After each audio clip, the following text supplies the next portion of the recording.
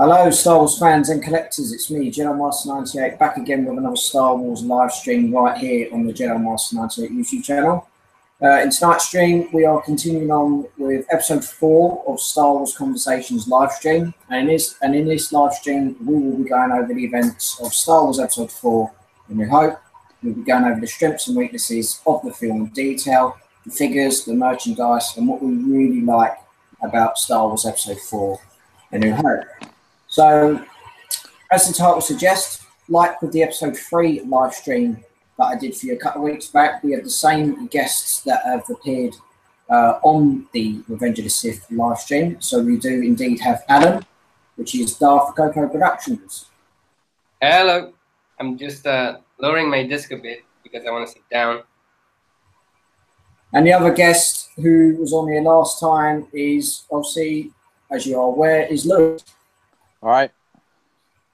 So it's the same usual gang who are on the Revenge of the Sith live stream, and what we're doing in tonight's live stream, we'll be going over Star Wars Episode 4, A New Hope. So, May the Force be with you. May the Force be with you, and let's get this live stream underway.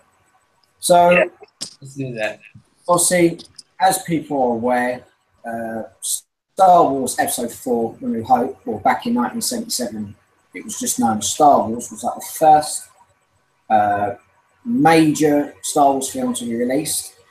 And a lot of people were blown away by it. Obviously, I wasn't born around about the time of 1977 when A New Hope was released. But obviously, as the years progressed, and obviously, as I was born, I eventually got to sit down and watch Star Wars Episode 4, A New Hope. And I was absolutely blown away with it. And at the time, it was one of my favourite original trilogy films, but it's kind of in a race between either Empire or A New Hope. They're like my kind of, it's really tight. Like I can either say A New Hope's my favourite or Empire Strikes Back. It's just an amazing film, and I really liked it. And what do you guys think of it?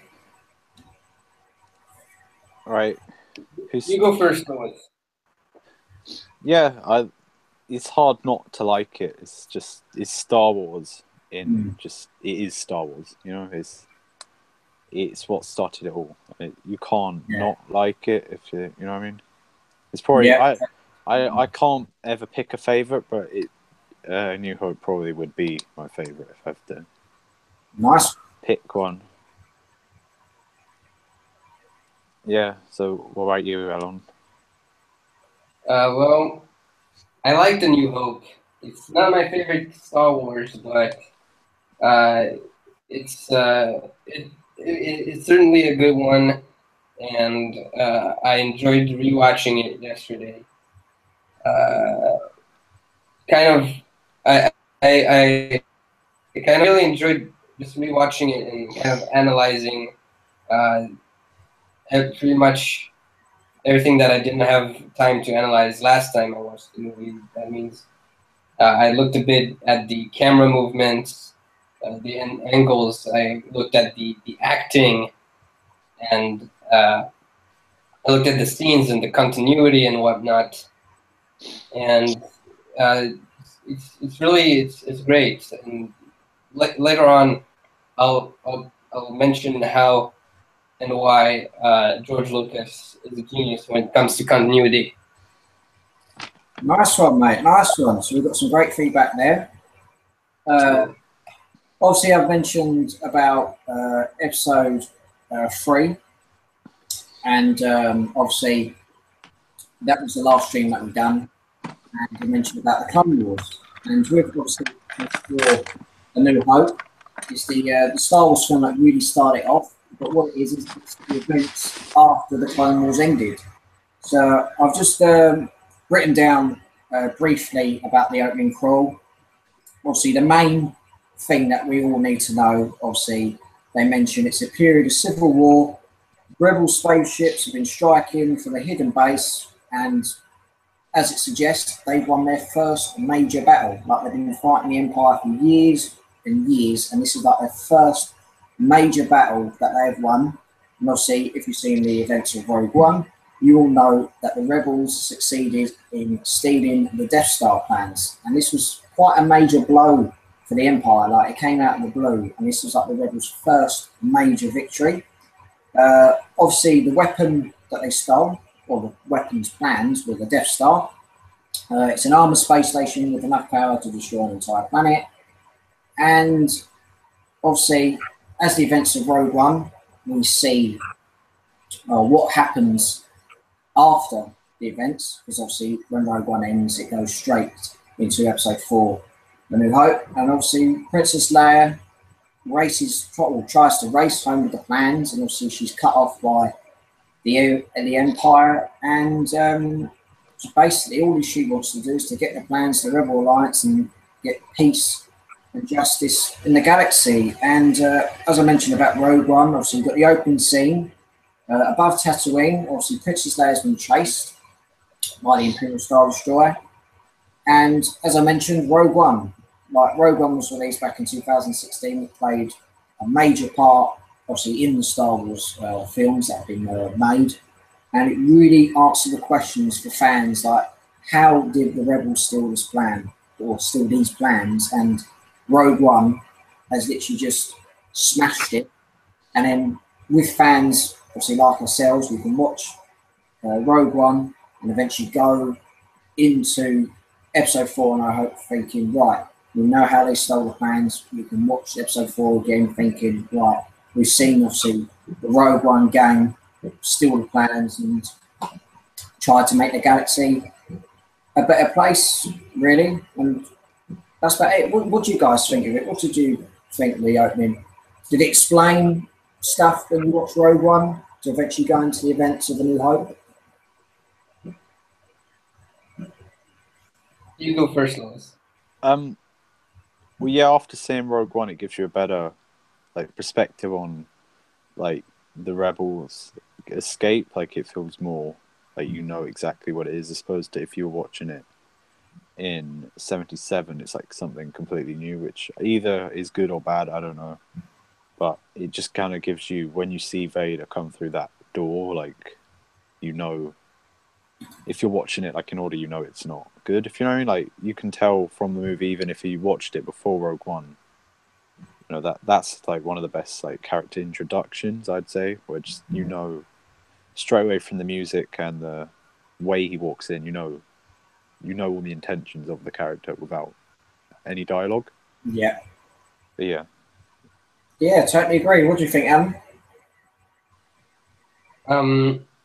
When I rewatched A New Hope yesterday, I was thinking about the continuity with Rogue One and the prequel trilogy and whatnot. We'll see now Rebels as well.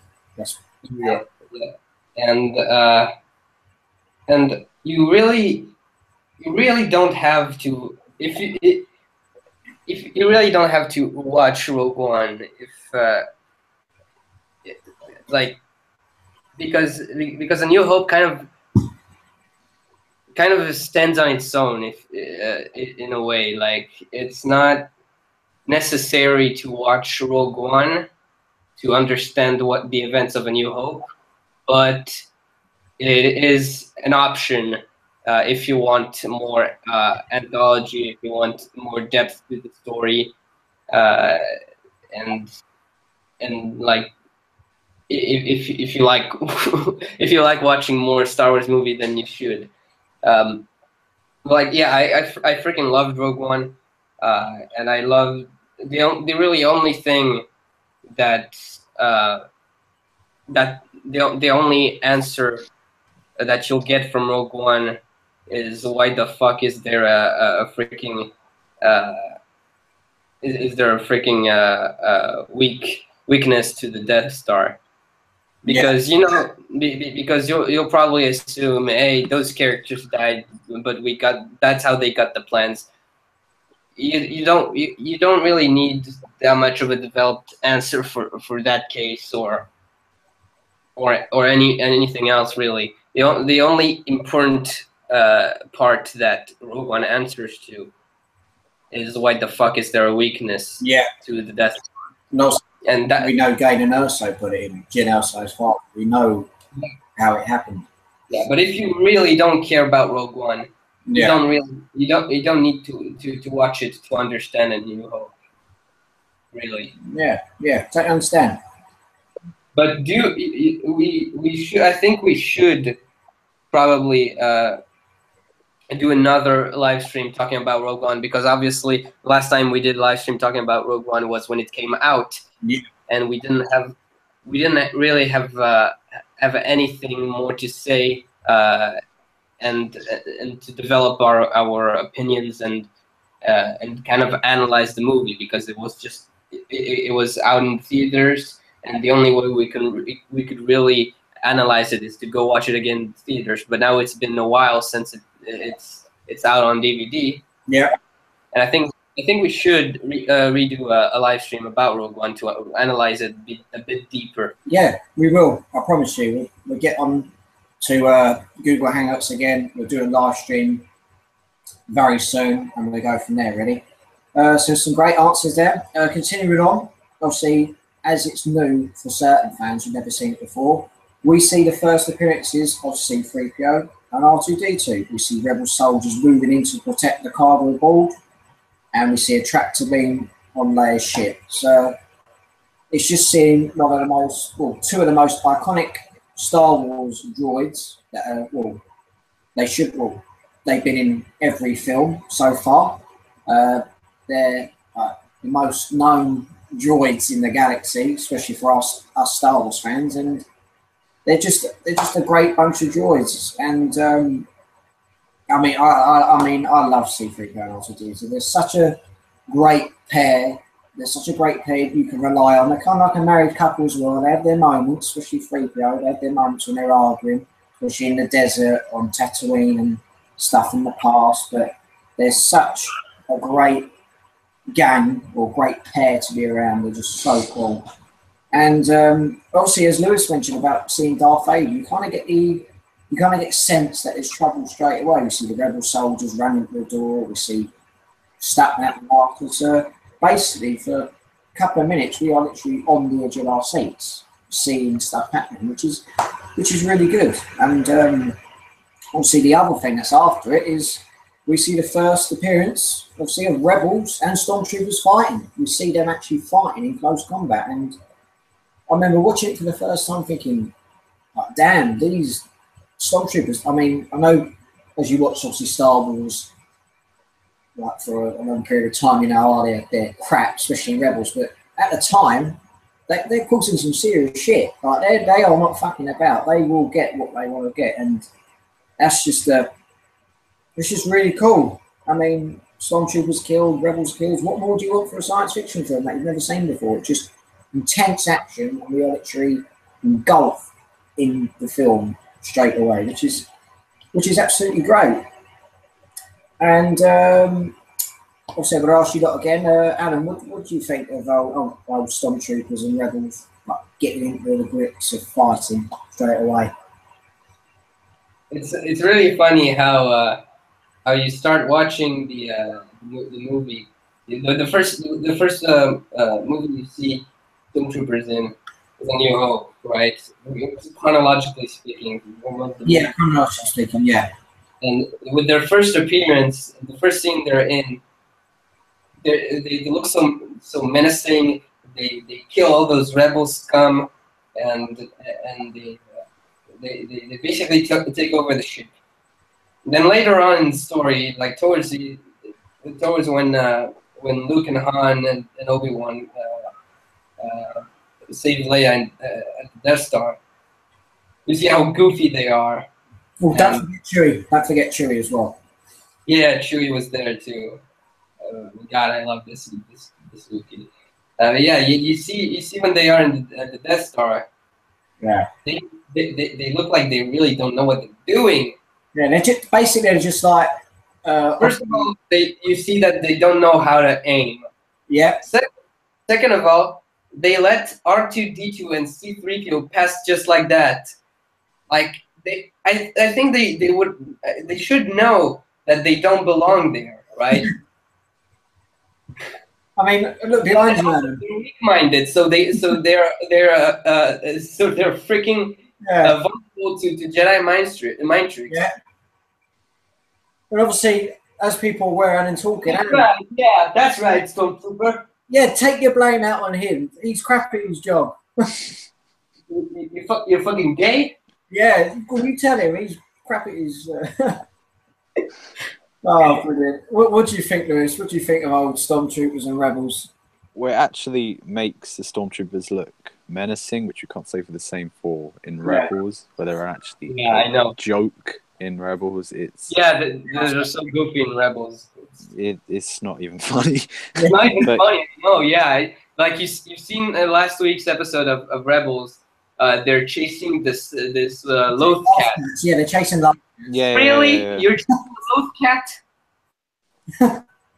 Oh well. Yeah, but even in Rebels, the Death Trooper was a joke. Like, God. Yeah, he was following Stormtroopers, where he's one of the most important troopers in the Imperial Army. Like, for fuck's sake, they guard blokes like Krennic, Tarkin, Thrawn, and they're chasing about Stormtroopers. It's not on. They're crap, in a sense.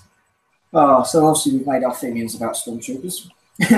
And obviously, as Lewis mentioned earlier on, the first appearance of Darth Vader.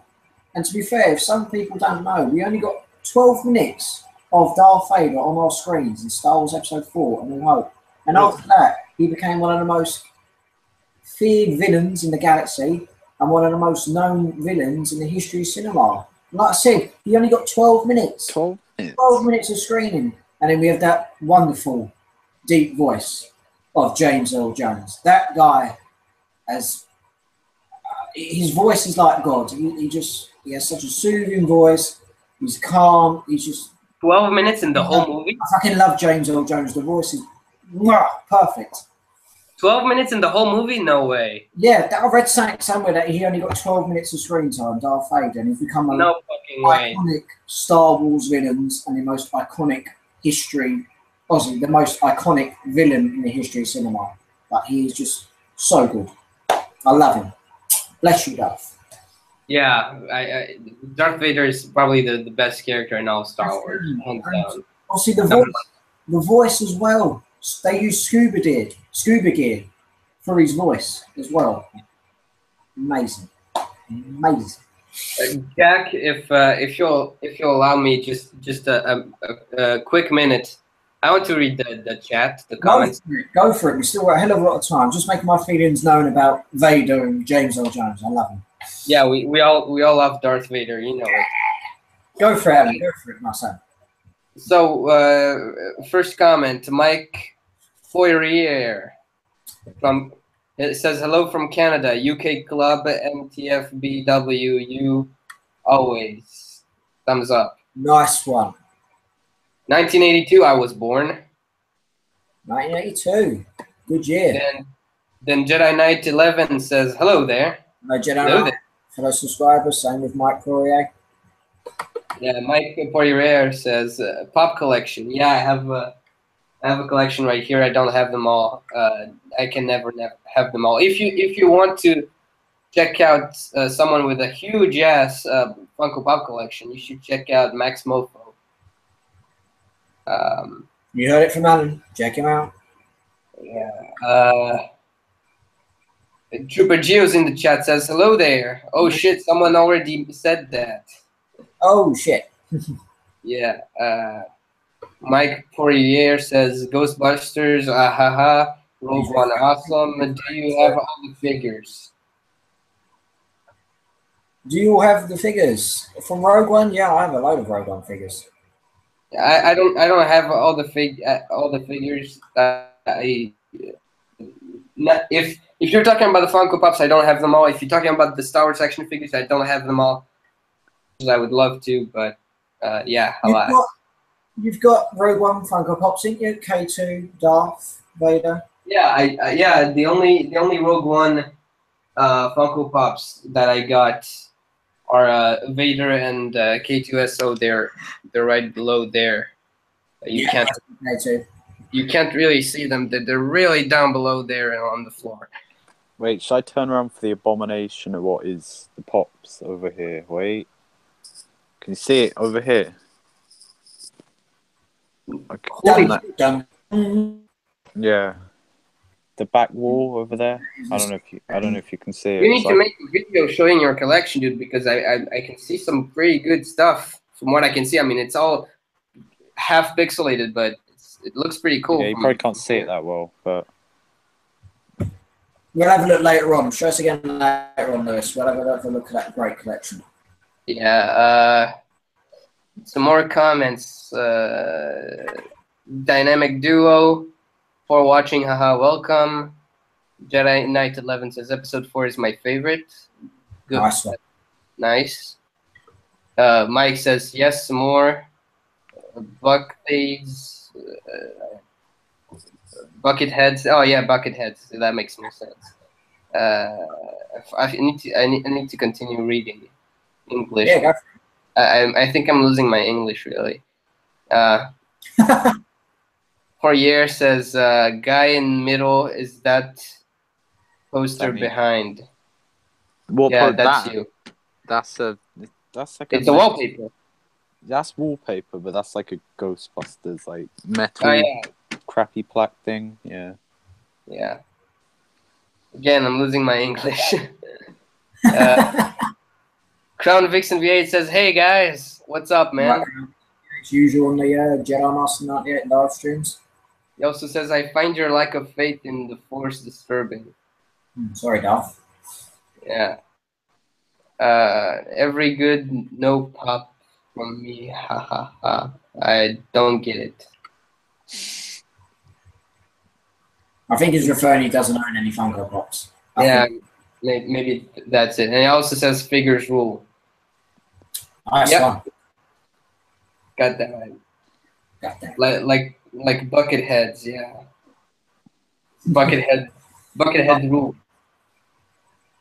Right, so we checked the comments. We're going to check them later on. Continue on the stream. Obviously, we mentioned we've seen the first appearances of C-3PO, R2-D2, Darth Vader, and we see a first appearance of Princess Leia. We see, obviously, given what we think at the time is the plans to R2.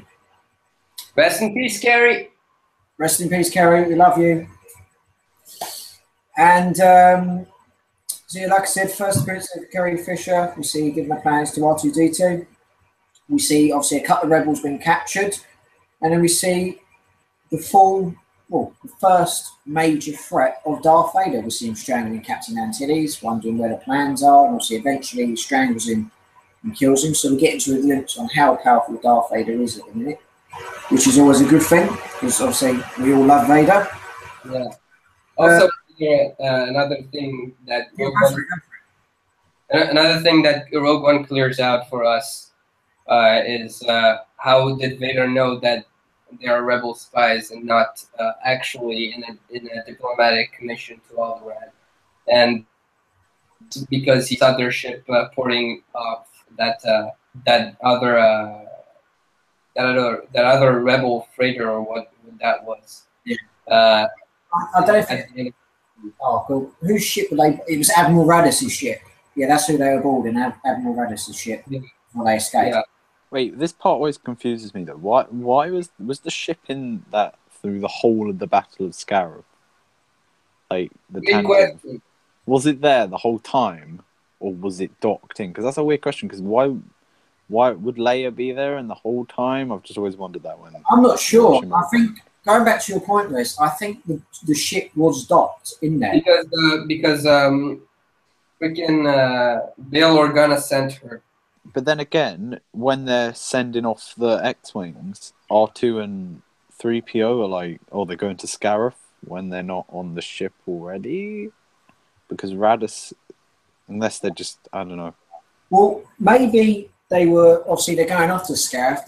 Princess Leia got the brief, and she said, right, we're going to eventually go with him, but we will drop into the battle maybe, I don't know, maybe near the end or something. I'm not too sure. I don't know if they were with Radis at the time, but I'm not too sure. See, as Anna mentioned, we know Bail Organa mentioned about Leia. I would trust her with my life. But obviously Mon Mothma mentioned about Obi-Wan. So we're kind of thinking, obviously we know Obi-Wan obviously is in episode 4, I hope. So we're probably thinking. One short answer. She was there because you need to to keep track of the continuity. Basically what Adam said, yeah. They just wanted to try and get Obi-Wan involved, and they thought Leia is the right person to send, and eventually, hopefully, get him. That's basically what it is. But I can see where your point is coming from, Lewis. We'll have to, well, hopefully clear that up, really. Was Leia on Raditz's ship, or did she come later on during the battle? We'll have to find that out, but it's either one of them answers. Obviously, after that, we see Princess Leia get stunned. C-3PO and R2-D2 escape to Tatooine. And then we see our first confrontation with Princess Leia and Darth Vader discussing about the Rebel plans, as Anna mentioned, about the Rebel spies. So we kind of see... That was a great scene. It was a great... You are part of the Rebel Alliance of the trailer. So, a great scene. Anything to add, guys? Adam? We've got a question in the chat. Go for it. Yeah, Jedi Knight 11 says, "I have a question for you guys. Out of Krennic appearance in Rogue One and Tarkin's first appearance in A New Hope, who was more menacing and why?" Tarkin. Yeah, definitely hands Tarkin. Down Tarkin. I mean, for back in 1977, if you think about it, they had two massive stars at the time. You had obviously Sir Alec Guinness, who played Obi-Wan. And he's been in such memorable films, apart from Star Wars. And we had Peter Cushing, who's one of the most versatile actors this country's had. He's so smooth. I mean, he's played previous roles such as Sherlock Holmes. He was just so menacing, Peter Cushing, and he played the role so well. I think Peter Cushing was just fantastic. I mean, don't get me wrong, I really loved Krennic. I really loved the tension between him and Tarkin and Rogue One about the Death Star plans. But obviously, as Alan says, and I think Lewis will agree with me, Tarkin, I think, had the better impact. Like I said, he's menacing. You can tell that he's got that little bit of evilness in his eyes, and he just wants to get the job done.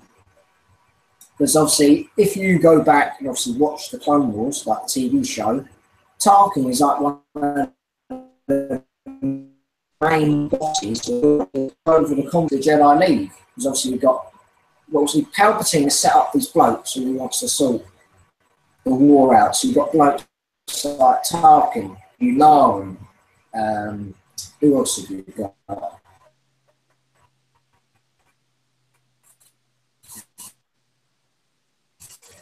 Officers at the time. Basically all you got is blokes like Tarkin to take over, really, Admiral Yularen, and obviously as the Empire forms into the Empire, you've got blokes such as maybe Krennic or Grand Admiral Thrawn. So he's kind of in there and ready and basically waiting until something happens. But going back to your question, Tarkin had the best impact. He was menacing, and he's just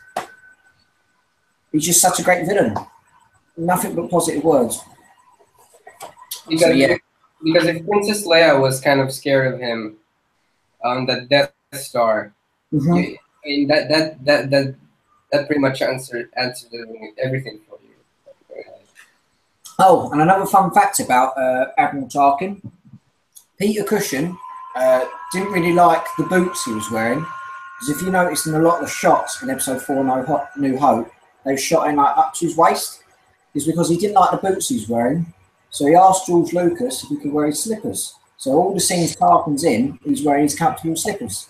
So there's another fun fact about you. Actually, now that you mentioned it, now I realize that we never saw him in full body shot. Yeah, you said it. Yeah. So that's another fun fact, like the Darth Vader one. We've only got 12 minutes of screen time. We know about Peter Cushing wearing his slippers on the set. So another fun fact. Yeah, that was fun. Nice one. Keep them coming. Keep it coming. Jedi Knight, last question. We really enjoyed that one. Obviously, back to what we're discussing. We know, obviously, C-3PO and R2-D2 escaped in the escape pod. They're on Tatooine.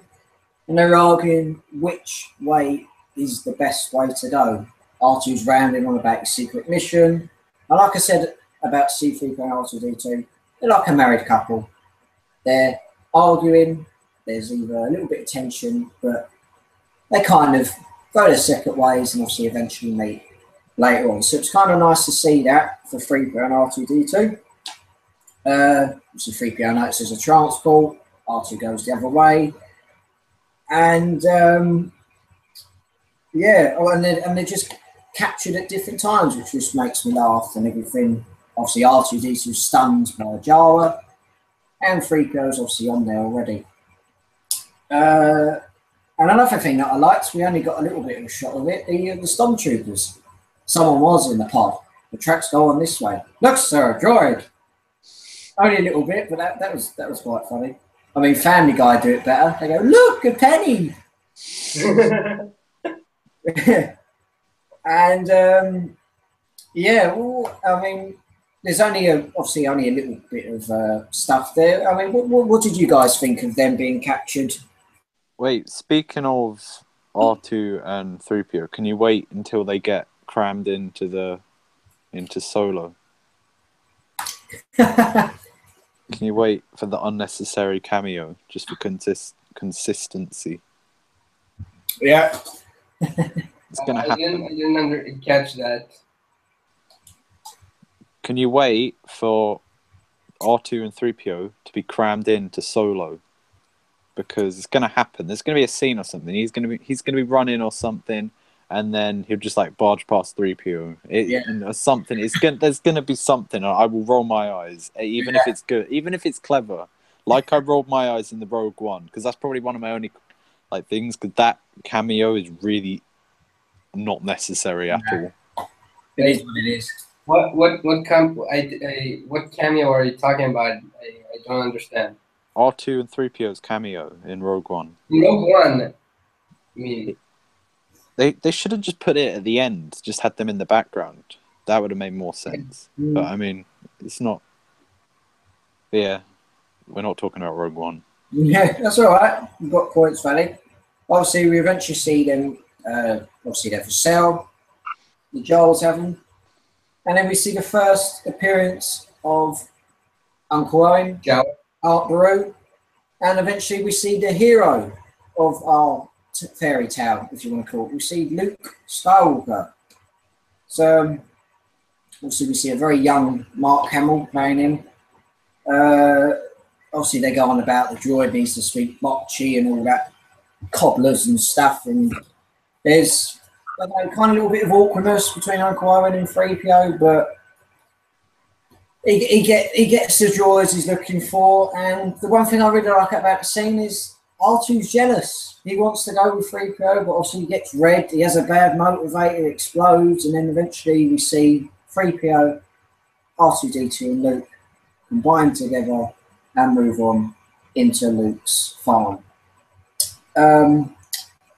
Another thing that I really like about the scene after is we see Luke struggle. Like, he wants to get out there. He wants to fight the rebellion. His friends, such as Biggs and I don't know, his other friends have left. Like, all he wants to do is just to get out there and fight. It's kind of like most people in the real world. They just want to get out there and try and make an impact or some way of impact in life. He wants to get out. Wants to make a new impact by joining the Imperial Academy. Imperial Academy? Yeah, he said when they're talking about the Academy, they're talking about the Imperial Academy. Oh, basically, he was going to become a stormtrooper. Lucas, yeah. If he didn't get C-3PO and R2D2 from the Jawas, eventually Luke Skywalker would have gone to the Imperial Academy and probably turned into a stormtrooper. Probably got killed, most likely. What do you reckon, a fan theory? Yeah, fanfic coming soon to Jedi Master 98's channel. He becomes a stormtrooper. Oh wait, does he? Imperial Academy? We will remember that scene. Or maybe a freaking TIE fighter pilot. Who knows? Who knows? Let's just say he chose the right path. Yeah. Obviously, continuing on, obviously, like I mentioned, the struggle. He mentions, obviously, 3PO and R2, or 3PO mentions about the struggle against the rebellion. And then we see the message from Leia. She needs help from Obi-Wan. Help me, Obi-Wan. Excuse me, I just want to stop you there for a second. That's when I that's the point where I want to mention George Lucas's genius. Yeah, go for it, Alan. Go for it. So when I was watching that very scene right there that we just got into, C-3PO is taking his like oil bath. Yeah, he's just chilling. Yeah, and he says, as a matter of fact, I don't know where we are, and that's where I was like, wait, he used to live here. What is going on? But then I remembered that in the end of Revenge of the Sith, Bail Organa told the officers, yeah, erase their memories. What? And that's why C-3PO and R2-D2 don't remember Tatooine. I mean, maybe, just maybe R2-D2 remembers. Yeah. I mean, I don't think R2-D2 had much of his memory erased, but if you can, this is another great. It's important to have his memory erased. Yeah, this is another great point. Alan has made an excellent point there. But if some of you are aware, this, what I've got here for you, is the Star Wars Collector's Edition DVD. I got this out of the newspaper years ago when Revenge of the Sith was coming out. So like I said, this is the Star Wars Collector's DVD. Now, they do have these clips online. It's a DVD about our Star Wars heroes and our Star Wars villains. And obviously, with the heroes part, Anthony Daniels, obviously, who is narrating both parts, he goes over about why does Obi-Wan don't recognise the droid. And obviously, episode 3 explains it. So Alan has made another great point. So just to put this out there, guys, if you just type in Star Wars Collector's Edition DVD or Star Wars Heroes and Villains. And also, now, I have another question that just popped up to me. Yeah, go for it. How does Owen and Beru, how do Owen and Beru not remember C-3PO? Exactly, another great point. Fuck? Yeah, how do you not remember? Have they had their memories erased? I mean, there's a lot of protocol droids that look exactly the same. Yeah, but like only C-3PO has that voice. Yeah. I mean, fair enough. When we go back to Attack of the Clones, 3PO is obviously in this scruffy, scruffy, really dark grey colour. I know. 2D2, but do they recognise him? I mean, it's like if you go to high school, saying like you see your friends or recent people you've known at school. Once you finish, you go, "Oh, I remember." Like, how do they not remember? Like, how does Uncle Owen not remember 3PO in his first season? How do the pair of them don't remember him, obviously, later on? And how does Obi-Wan not remember R2-D2 or 3PO? How do you explain that, George Lucas? How do you explain that, Mr. Lucas? So yeah, I called him a genius before, but I think now I just realized I meant it in an ironic way. Also, great points. That's what I'm trying to do, George. It definitely explains it. So like I said, go on YouTube later on or after the stream or whenever you got time, go on there and type in Star Wars Heroes and Villains or Star Wars Heroes or Star Wars Villains. You get about a 15-minute small documentary going over your heroes and villains. This is a great thing to do. It explains everything about it. So be sure to check that out. And look how old this is. Star Wars Episode 3, Revenge of the Sith, in cinemas, May 19th, 2005. How old is that? So yeah, like I said, guys, be sure to check that out. It's a great DVD. Okay, I found the answer. Please tell us. All right. So why doesn't Owen Lars recognize C-3PO? As shown in this answer, Owen and Beru Lars should be very familiar with C-3PO. He stayed with Shmi Skywalker till her death and was present at her funeral. Yet Lars, not sure if Beru saw him during A New Hope, never recognizes C-3PO in the first part of A New Hope, despite presumably having lived with him during the times of Shmi Skywalker's marriage to Cleagh Lars. Is that how you pronounce his name? Yeah. Yeah. Is there a canon explanation for Owen's lack of recognition? Maybe he's suffering with Alzheimer's. Who knows? 3PO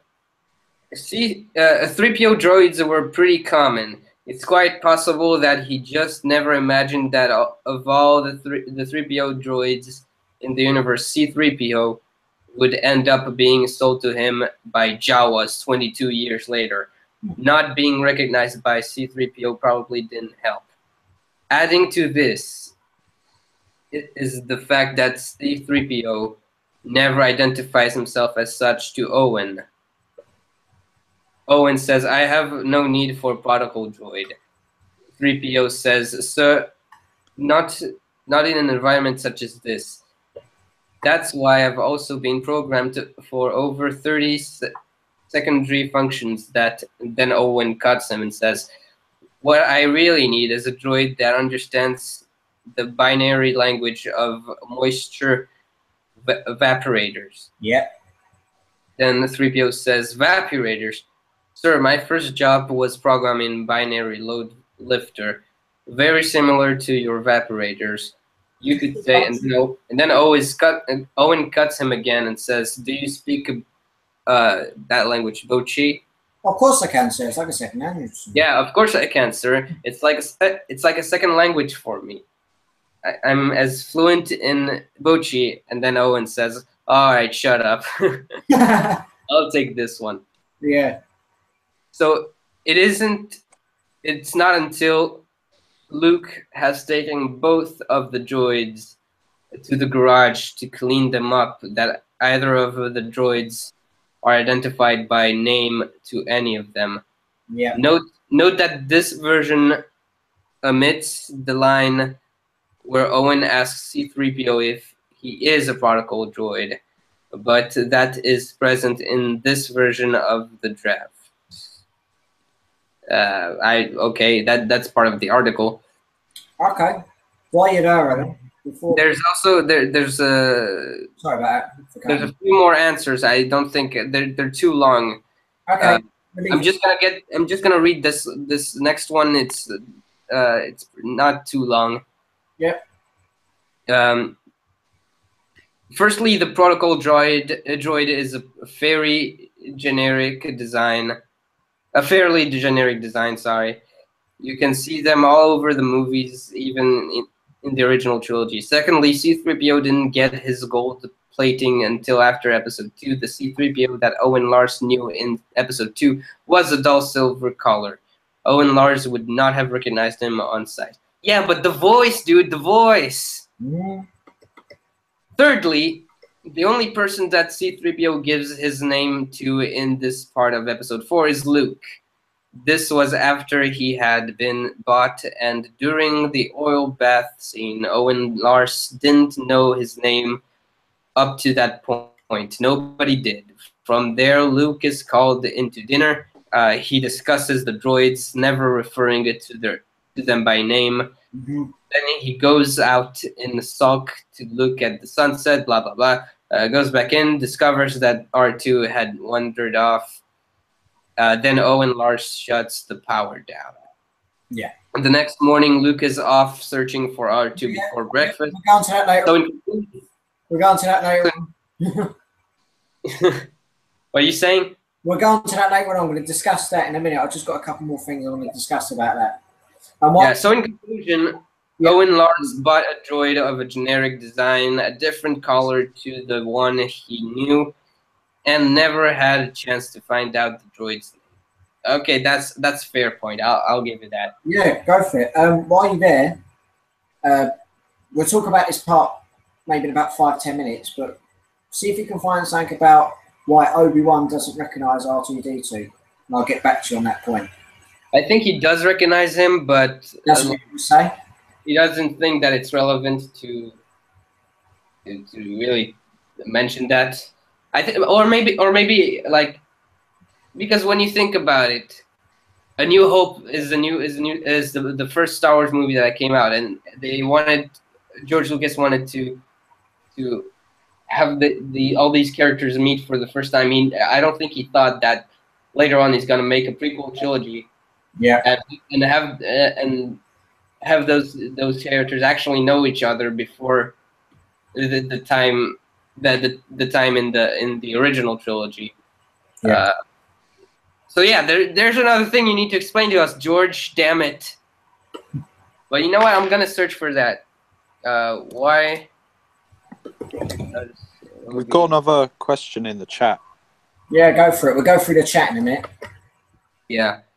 Okay. It was not stated that the same had been done to R2-D2, so if he were to remember Obi-Wan, which he did, it would make perfect sense. The reason Obi-Wan claimed he had no memory of owning a droid was not because of his fear of Luke knowing too much. It was simply George Lucas's mistake. There you go. That's your answer. Fair enough. What's your question, Lewis? The question is, do you think an R-rated Star Wars movie would work, being able to see a much more grittier story of the Star Wars saga? I would love to see that happen. Same here. I would really like to see that happen. I'm not too sure what they could do, but who knows? Imagine like a character, a Deadpool-like character in a Star Wars universe, and they make a movie about him. Yeah. Yeah, get Deadpool. Deadpool sort of character. Yeah. It could be a bounty hunter type movie. Yeah. Like, I would love to see Boba Star Wars Fett. do one, like Cad Bane. Yeah. Something like that. I'll be happy with that. Yeah. Obviously, going back to the points, and then we're going to read more comments. Obviously, we mentioned about Luke finds the message. We discussed C-3PO and R2-D2. Uncle Owen mentions about Obi-Wan. Obviously, mentions about Ankhead to clear their memories. And obviously, some people are aware, we've seen Rebels. We see Luke look at the twin suns. There's some great music from John Williams. As Alan mentioned, R2-D2 goes on a little venture at the night. And obviously, Luke is worried. And obviously, the Tusken Raiders are out at night. And that's about it so far. So we'll carry on with the conversation in here. Let's have a quick look. We'll have another look at the comments to see what's been happening because we haven't checked them in a while. So let's all have a quick look at the chat. Let's have a look. Want me to read them, Jack? Yeah, go for it, mate. Go for it, mate. Okay, so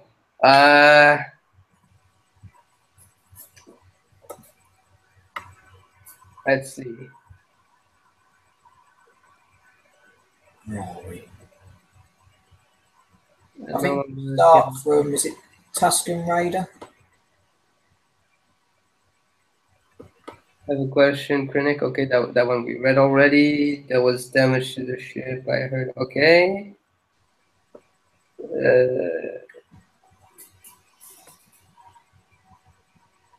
Yeah, not much, really. All they've mentioned, obviously, Crown Vixen V8 has mentioned about no longer canon Stormtrooper Commander still in box. It would be cool if it would be canon again.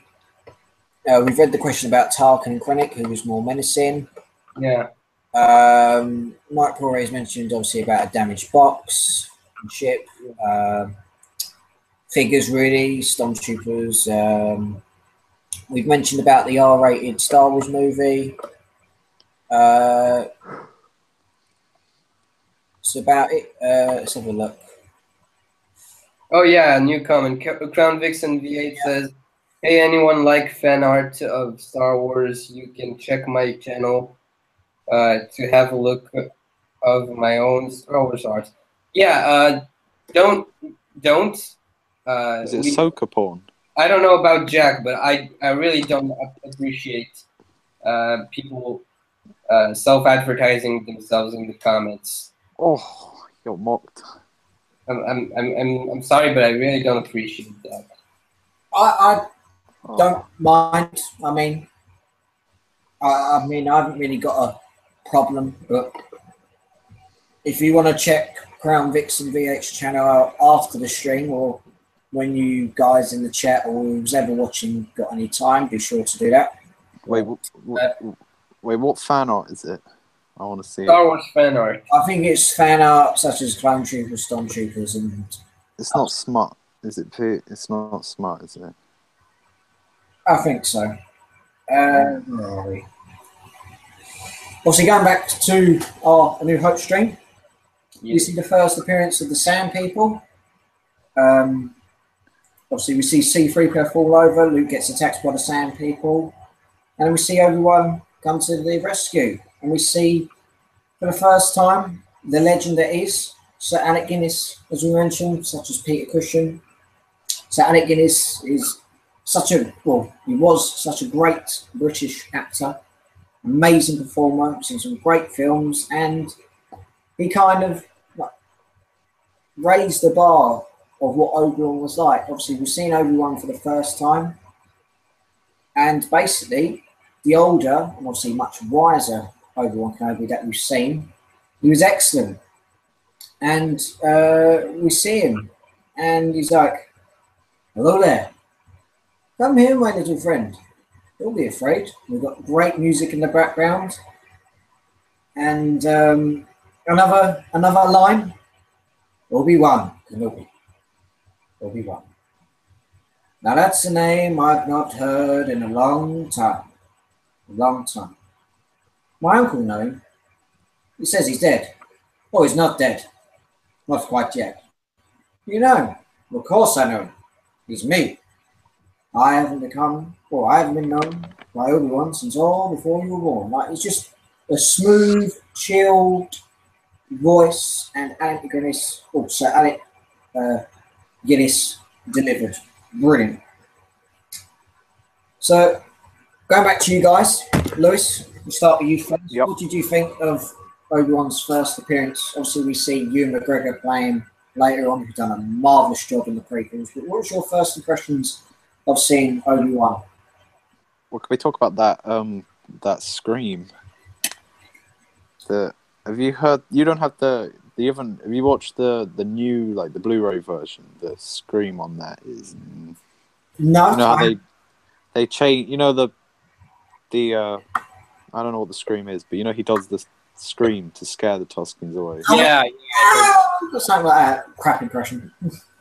How they've changed it like so many times, and on the newest one, like the newest, you know, like the newest cut, the Blu-ray. Yeah. I haven't seen the Blu-ray, but what's it like? Yeah. It's not good. It's they really stretch it out, and it's like really over the top and not needed. But yeah. Okay. I haven't seen that, but thanks for sharing. I mean, we hear the screams like, that's some weird. Another crap impression. What about you, Alan? First impressions of Obi-Wan? Obviously, you got the Funko Pop in your collection. Yeah, I have the Funko Pop down there somewhere. Yeah. Fun fact: I recently discovered. There was a video on YouTube, like some of the darkest secrets of the Star Wars cast or whatnot. Yeah. And I found out that Sir Alec Guinness fucking hated Star Wars. Yeah, I heard about that as well. He was kind of. I mean, I heard things about it. Like, he was kind of thinking, "Oh, what is this? What have I got myself into? Like, is it?"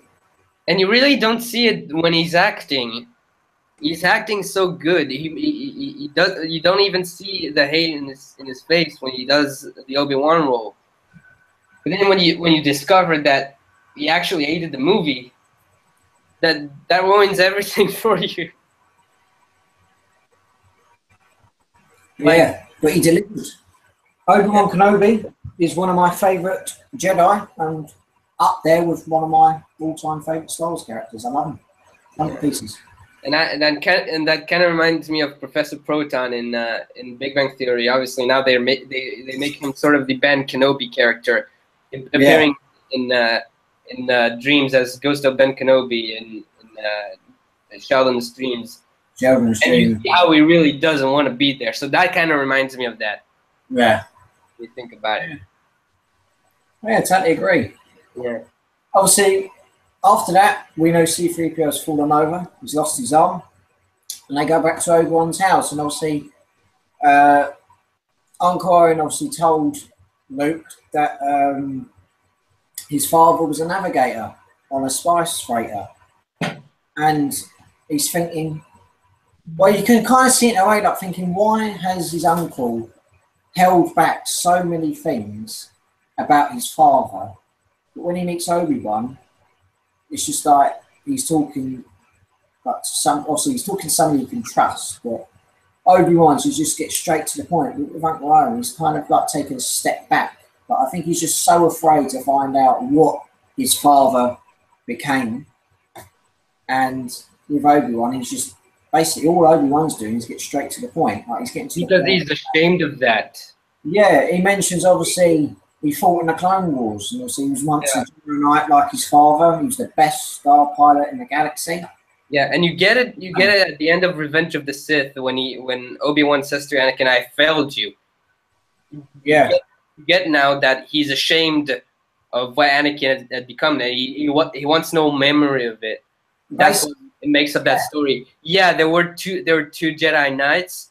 Anakin was one of the best, and he was betrayed by my apprentice called Darth Vader, and that's another dude, completely other dude. Yeah, he killed your dad, and he's a fucking cunt now. Yeah, I think he's just so ashamed of what his father became into. Because obviously Yoda quoted it great. He said, "The boy you trained, consumed by Darth Vader." Like it's just, like they're just obviously getting to the point. And I think Obi-Wan is, I don't know, you could say he's afraid, but I don't think he really wants to tell the truth about Luke's He's like, father. He mentions obviously a guy named Darth Vader, who's a pupil of mine. He's kind of like those three monkeys. I see no evil, I speak no evil, I hear no evil. Basically, yeah. He denies Vader's existence. Yeah, and obviously, as you said, he's ashamed. The boy he trained from a young age, who apparently was the chosen one, the Jedi Council, obviously Mace Windu was against it. They didn't want to train Anakin, he was too old, and obviously the Jedi trained him, and he was meant to bring balance to the Force, but ended up turning to the dark side. And it's in a way, because obviously Anakin was such a powerful character, he was literally the main driving force for the Republic. And if you watch the prequels first, then the original trilogy, we see how far he came. Because obviously, if you watch the Clone Wars, the TV show, you see Anakin as such a caring, kind. You see his real person, a kind and caring person. He cares about his loved ones. He cares about Padme. He cares deeply about Ahsoka Tano. And even though Obi-Wan didn't get killed off, you can kind of sense that he really, really cares about Obi-Wan. I know we see tension in episode 2, in episode 3, but if you watch that episode in season 4 of the Clone Wars, you really get a glimpse of how he cares for Anakin.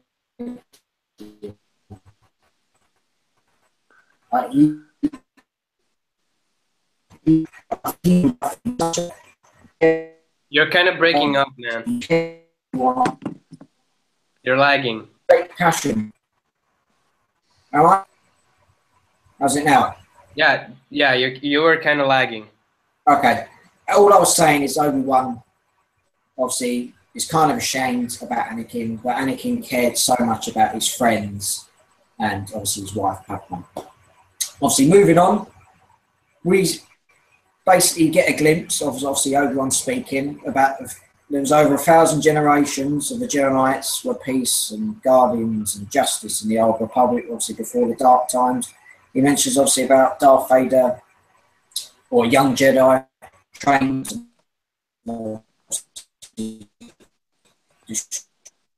destroyed his father.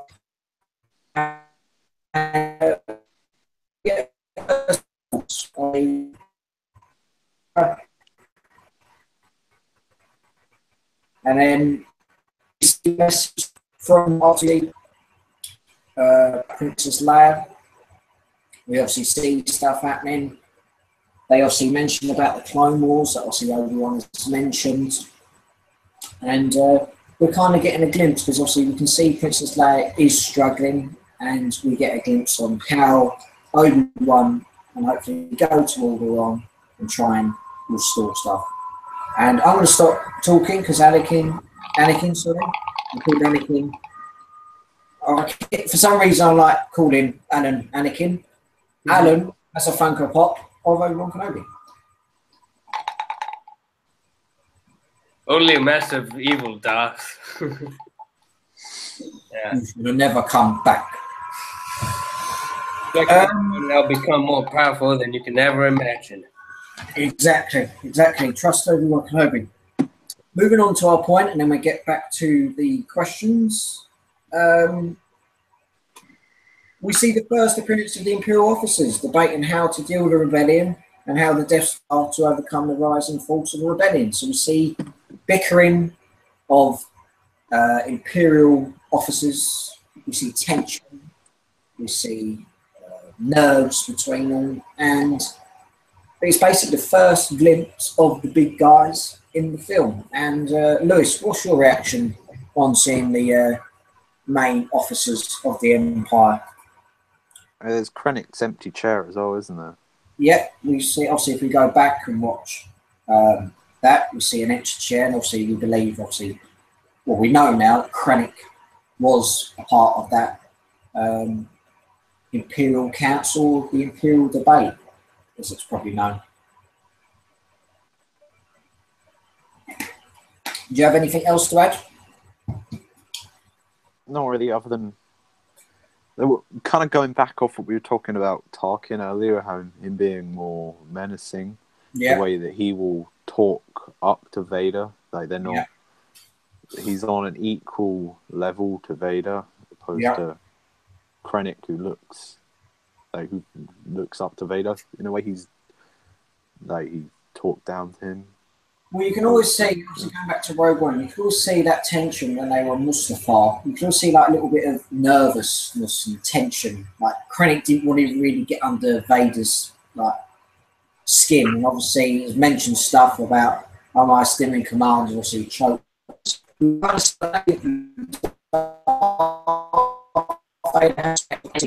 Imperial officer wants his greed for power. Like, I don't think.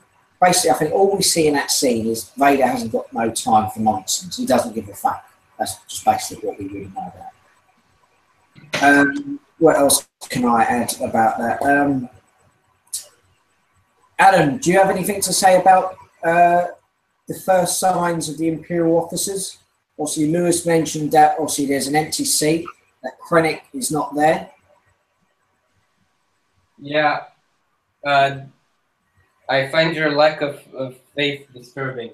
Yeah, we've obviously got the Imperial officer giving it large to Vader. And going back to Lewis's point, Tarkin, well, despite the Emperor, Tarkin does have a lot of power over Vader. Like he says, Vader, release him. Like you can see that. I don't think Vader. Well, Vader's obviously not afraid of Tarkin, but Vader will only listen to a couple of high demanding officers. His master. Sorry, not Krennic. Tarkin, really.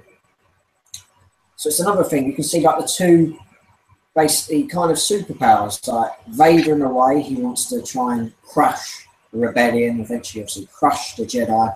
And we got Tarkin, in a way, trying to also in charge of Vader, in a way, and trying to persuade him to try and do the best things possible. So you kind of see that really, really cool. And if I can remember, obviously with that, that is the first appearance of Tarkin as well. So we see obviously Tarkin, his power and everything, obviously controlling Vader, which we obviously mentioned about choking him. And then after that, we obviously see the Jaws have been killed. The Imperial troops, obviously, we killed them. Luke has a bad feed and finds out his uncle and auntie have been killed. Skeletons on the floor, burned to death. Obviously, Luke hates the Empire. Watching A New Hope, did you kind of see his aunt and uncle being killed off, or do you think they would have gone another path? What do you think, Alan? What do you think about Luke going back to his home and seeing it all burnt to a crisp? What do you think about that? I thought, yay, barbecue. Nah. Nah, yeah, no, it was fucking awful and obviously a cliche. Just give you a sense of how ruthless and how awful the Empire is. Yeah, that you took the words right out of my mouth, even though I didn't have them. Yeah, I mean, I didn't really care much for Owen and Bruce, so Yeah. So yeah, I really don't have much to say other than that.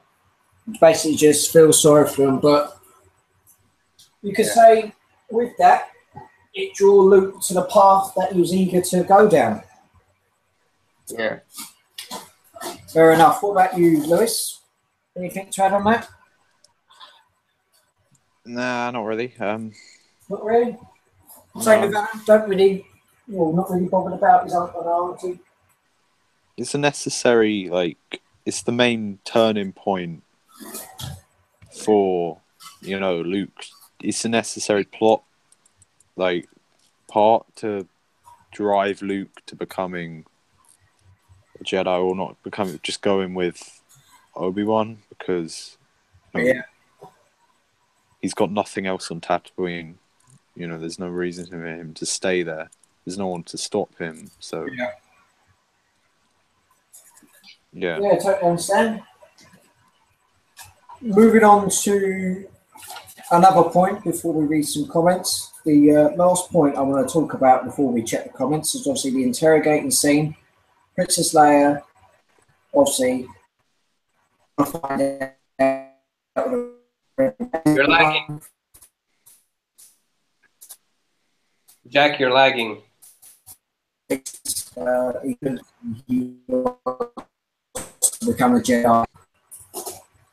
So we kind of get into grips of how far the Empire will go to try and get that rebel base as soon as possible. And basically, they just want to get the answers as quick as possible and destroy the Empire as quick as possible or as easy as possible. If you guys want to quickly check the comments, while we're at it, I'm just going to quickly go to the toilet, but I'll be back in a minute. So if you guys quickly check the comments, and I'll be back in a minute. You want me to read them while you are away? Yeah, have a read of them. I'll have a scroll through them when I get back. But have a read, and I'll be back in a minute. All right, so let's check you guys' comments. You want to read them, Lois, or you want me to read them? Go wait, whatever. I'll read them if you want, or if you want. Let's have you read them. Let's hear you a bit.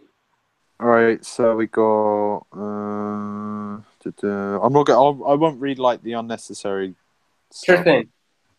All right, so. No hard feelings. So we've got Pennywise the Dancing Clown. Really big Star Wars fan, and soon I'm watching Star Wars with my dad. I'm 8. Great. For starters, you're 8. Why have you seen it? That's the first question I have. And that's cool, I guess. Yay for you. And then said Last Jedi in cinema. Can't wait. Someone said check out my Insta for Star Wars toy pics lols. That was me. Yeah, I've added that in the description, so they can check that out. I'm back. No, I did that to annoy Alon, because we're not allowed to put stuff in the comments. Well, it's all in the description, so check them out. So what have I missed? Hello there. Hello there. What other comments have we got? Just a load of stuff. Thank you, Master Jack. Great time. I have video coming up. Tell again. I don't know what that means. Always. Is that some? What does MTFB WU mean? What? What does MTFB WU mean? I No, okay, I got it. May the force be with you. Oh yeah. I'm smart. I got it. Oh, all right. Yeah. He's someone. Figured it out. That's awesome. And Oh well, Pennywise are dancing pounds here. He spammed the comments. Okay. I only could Pennywise because It movie. Okay. Does Rey turn dark side in Last Jedi? I don't trailer, want to know suspicious. until the movie comes We out. don't know. We don't know. We don't know. We'll just put it in there. Well, I know, but I'm not going to tell you. Thank you. I appreciate it. Answer, please. I need answers. Please, please, please. We're not here to talk about Anyway. The Last Jedi. We'll talk about The Last Jedi when it comes out. And then Jedi Knight 11 said, Pennywise, I think she won't turn to the dark side. It seems to be too much information for the trailer. And then Clown Vic says, could be, but honestly, I want Kylo to beat her this time because I hated the episode 7 ending. And then Pennywise answered, no, literally, she got her lightsaber and Luke is on the floor damaged. I don't know what this is. But anyway, what was wrong with the ending? And yeah, that's it, really. There's nothing. That's really it. Haven't missed much. But I want Pennywise the clown to answer why has he seen It when he's only 8 years old? Because I'm pretty sure that's like an 18 or something. You answer me. Okay, all right. We've read the comments. That's Continuing on. Where are we? Obviously, after that, we see Moss Eisley Spaceball. You'll never find a wretched hide of scum and villainy. You must be cautious. So obviously, you see Obi-Wan and the gang. Obi-Wan, Luke, R2, C-3PO, they go into there. Obi-Wan mentions, and obviously uses a Jedi mind trick. You don't see his identification. These aren't the droids you're looking for. He can go about his business, move along. Move along. On the weak-minded, so we see the Jedi's powers in the film, which is always good to see. Anything to add on that? Jedi powers for the first time. It's the same stormtrooper, isn't it? That banged his head. The one he got mind tricked. Yeah, we'll go to that. We'll go to that later on. Got so many things to discuss later on. What about you, Adam? Anything? I mean, how would you know? How would you know it's the same? It's the same trooper. Because there's a new book that has a story about it. Oh, okay. The book is from a certain point of view. Yeah. There's a story about that stormtrooper, and it explains how he was the same one. Yeah, well, from a certain point of view, they're all same. They're all the same, and they're all cunts. Yeah, fair enough. Continuing on.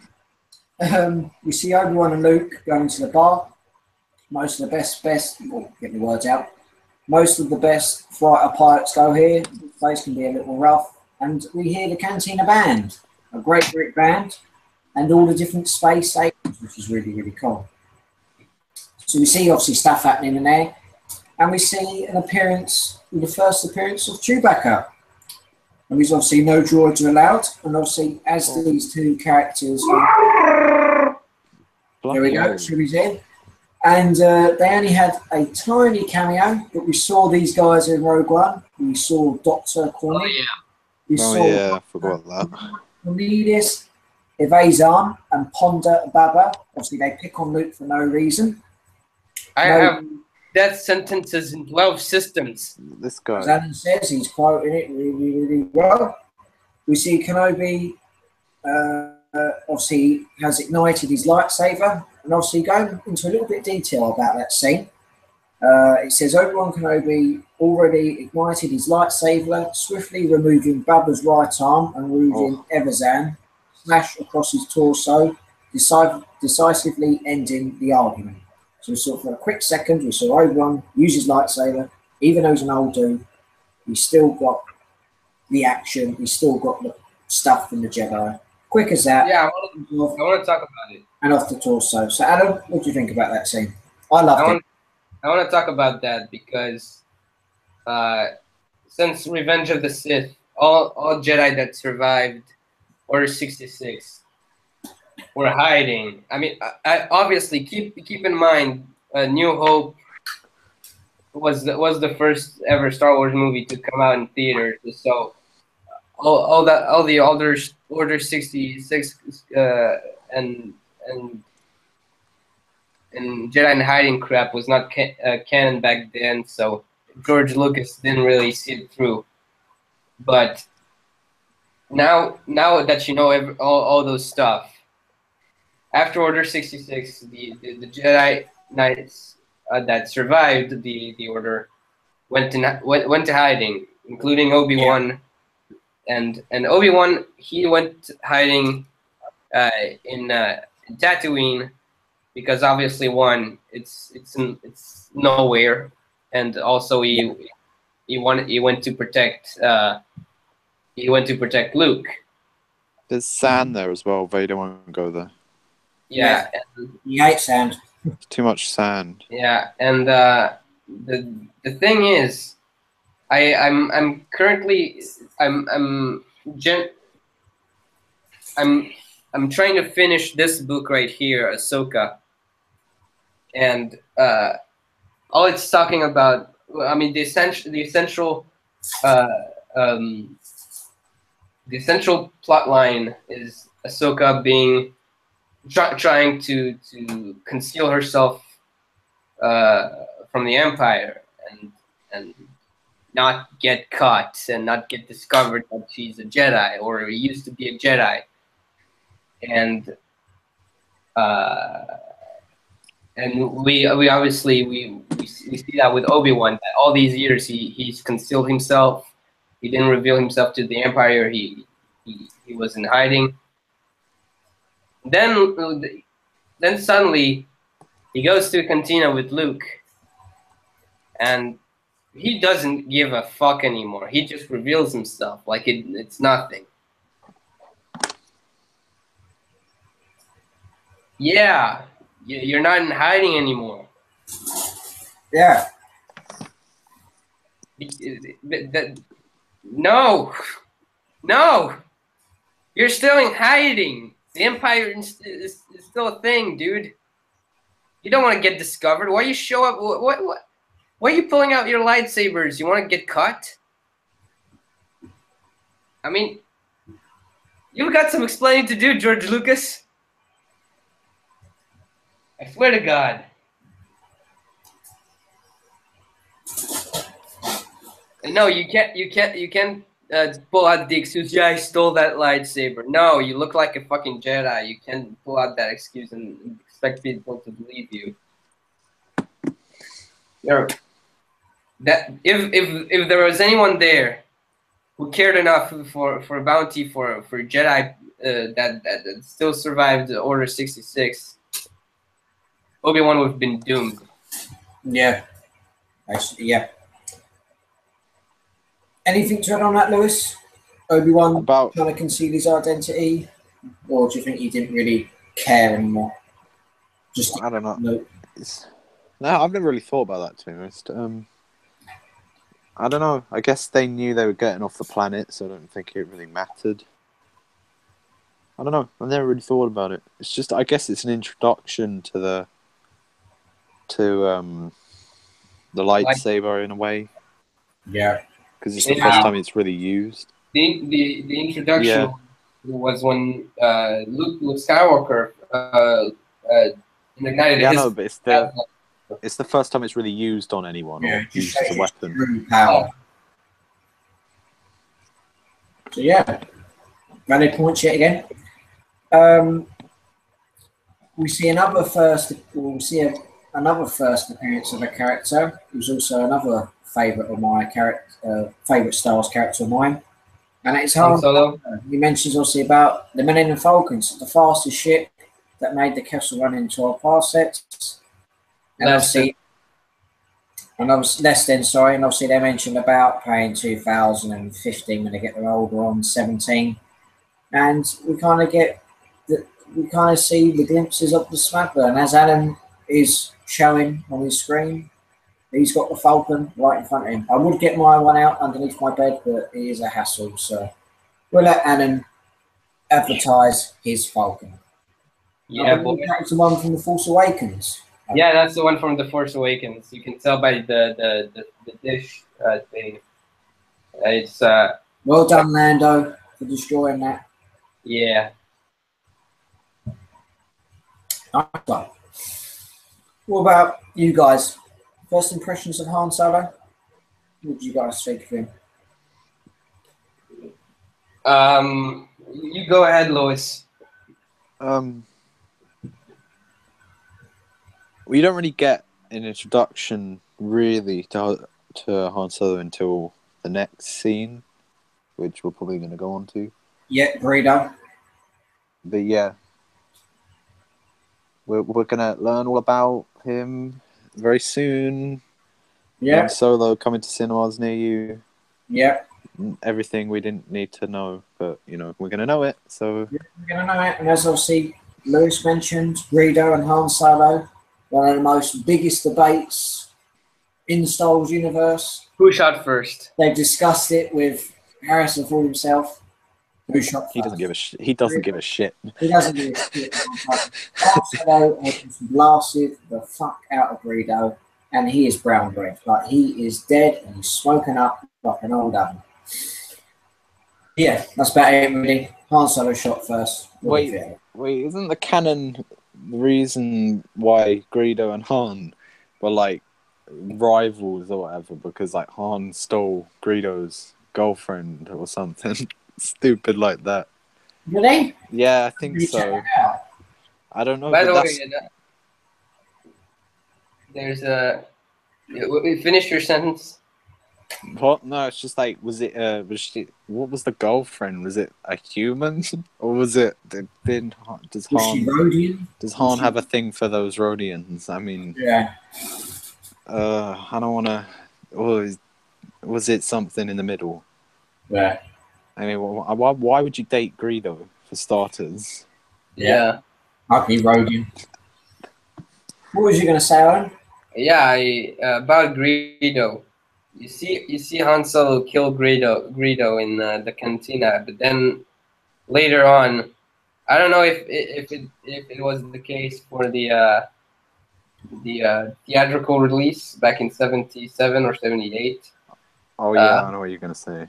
But when they go to the Millennium Falcon and the Han Solo talks to Jabba, there's two more Greedos behind him. They look exactly the same.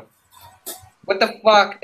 You have some explaining to do, George Lucas. What are you being racist right now about the Rhodians? So you said all the Rhodians look the same? God, no, they literally had the same outfit. I can't. What are you saying? They literally had the same outfit. Them poor Rhodians, eh? We've got Rhodian racism right now on the stream. First we say they're don't ugly. Talk to me racist. They had the same outfit. I will not sit here and take this from you, mister. They had the same outfits. We'll leave it. All Rhodians are different inside. They're all different inside. Same outfits. We'll leave it at that. We obviously we see the Death Star operational, full power to the Alderaan system. We see C-3PO and R2-D2 lock themselves in some sort of door from the Empire, and we see this weird Imperial spy with a long trunk and a very large black hood. So we see him. He's obviously an Imperial spy. He followed Luke and Obi-Wan, and we see the first appearance of Jabba the Hutt, like we mentioned earlier on.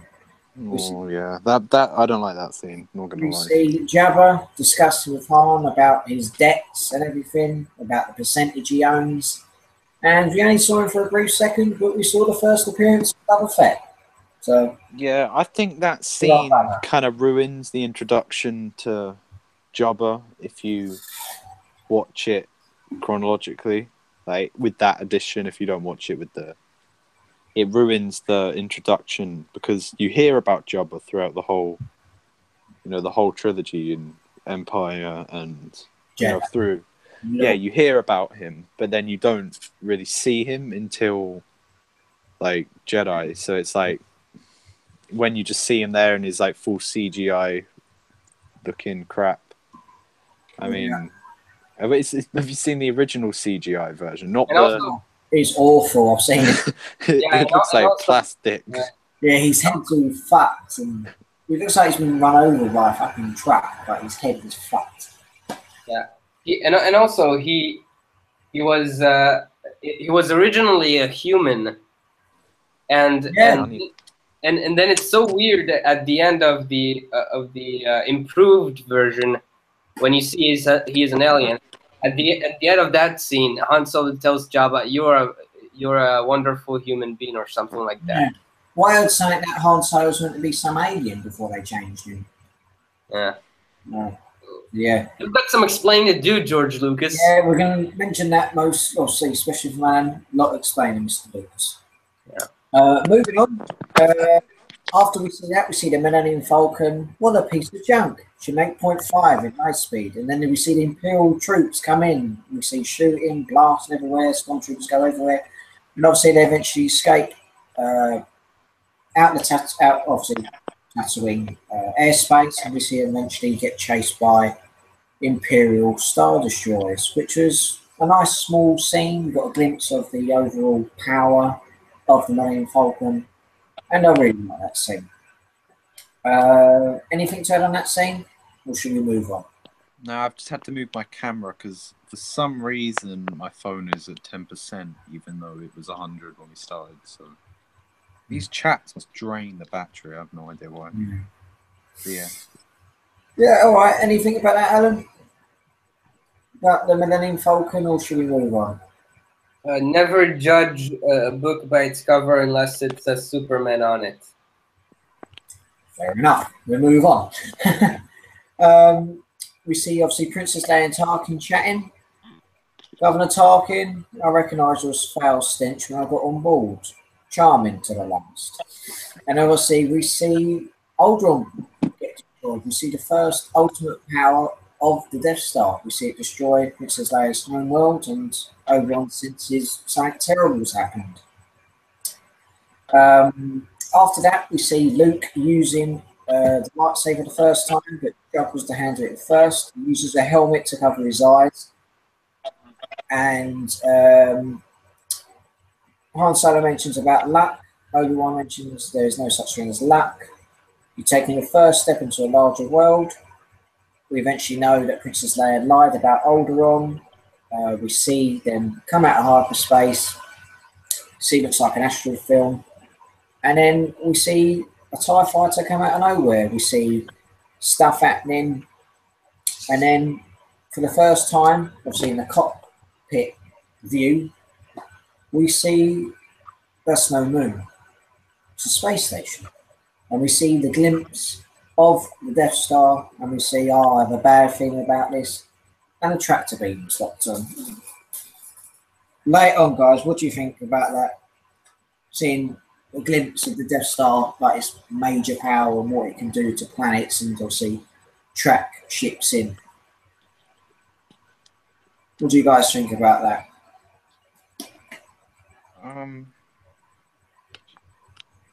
Hang on, I'm just trying to adjust my camera. That's all right. Take your time. Yeah, I don't know. I don't really have anything to add. Do you think, Adam, what do you think about it? The power of the Death Star? Probably the best part of the movie. That about it? Yeah. Okay, yeah, we'll move on. May I read some of the comments? Yeah, should we get through some of them? There's been a... Yeah, let's get through the comments. We'll go back.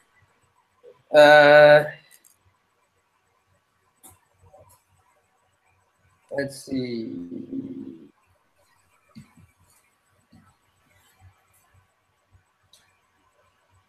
The lightsaber and monkeys on Florida. Okay, some Last Jedi shit. What was wrong with the ending? Nothing, I guess. None of you. Blah blah. Anyway.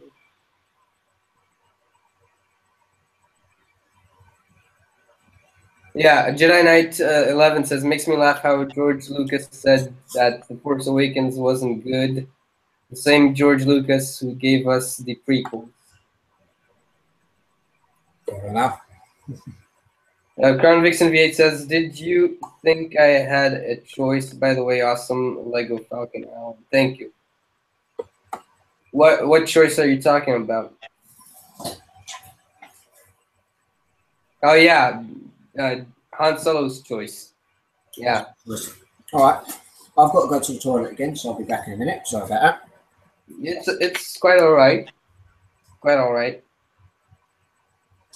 So, but I forgot, you making videos, Louis? Did you ever make any videos on your channel? Nah, not really. Well, you should. There's nothing on there. I don't know. I mainly do Instagram. I might do videos. I mean, I'm just saying, I would love to see a room tour of your room because it looks like you have some really cool stuff. I could do one on Instagram, maybe. I don't know. What's your Instagram again? It's the same as my YouTube handle. It should be in the. I think it's in the description. Hold on, check it out. I haven't posted for like a week, but It's okay. I go on some hiatuses as well. And no, you only have a. Hold on. Yeah, no. Yeah, you do have an Instagram. I'll check it out right now.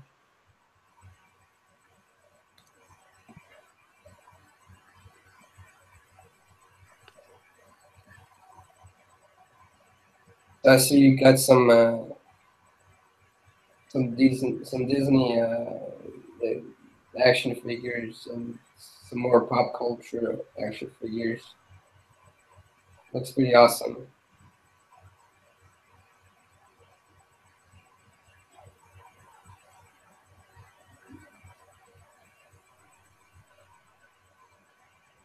Nice.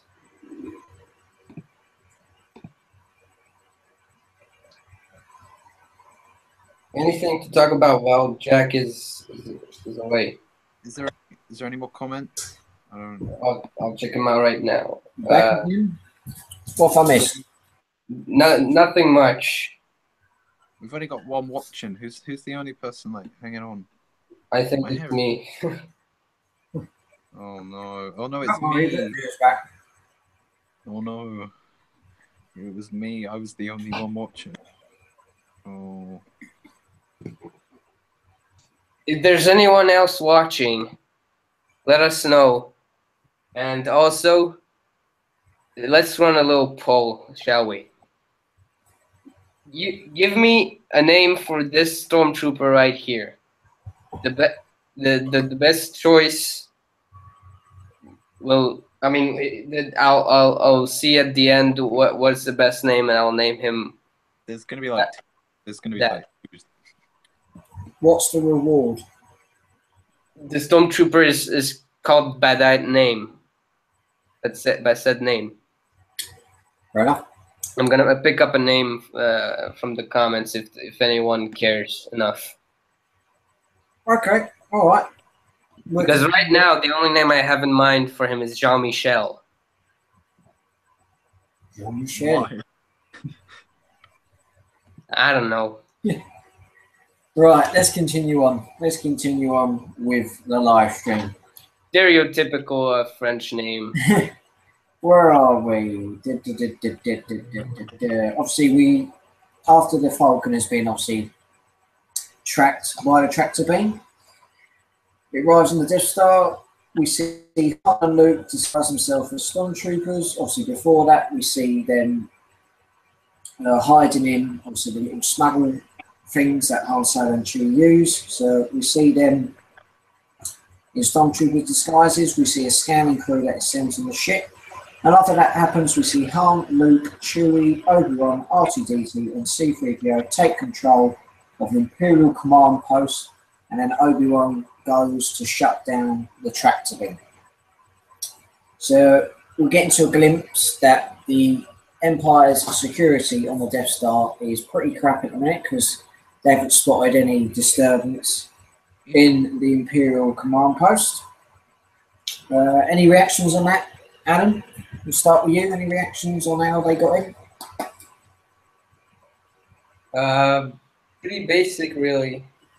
I don't think I think pretty much anyone could have pulled that off.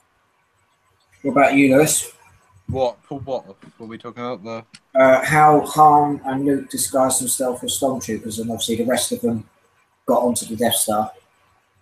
Yeah, I mean, you would have thought there would be more, like, security on that thing. Like, there is. Like, there must be cameras or something. I don't know. They must have been.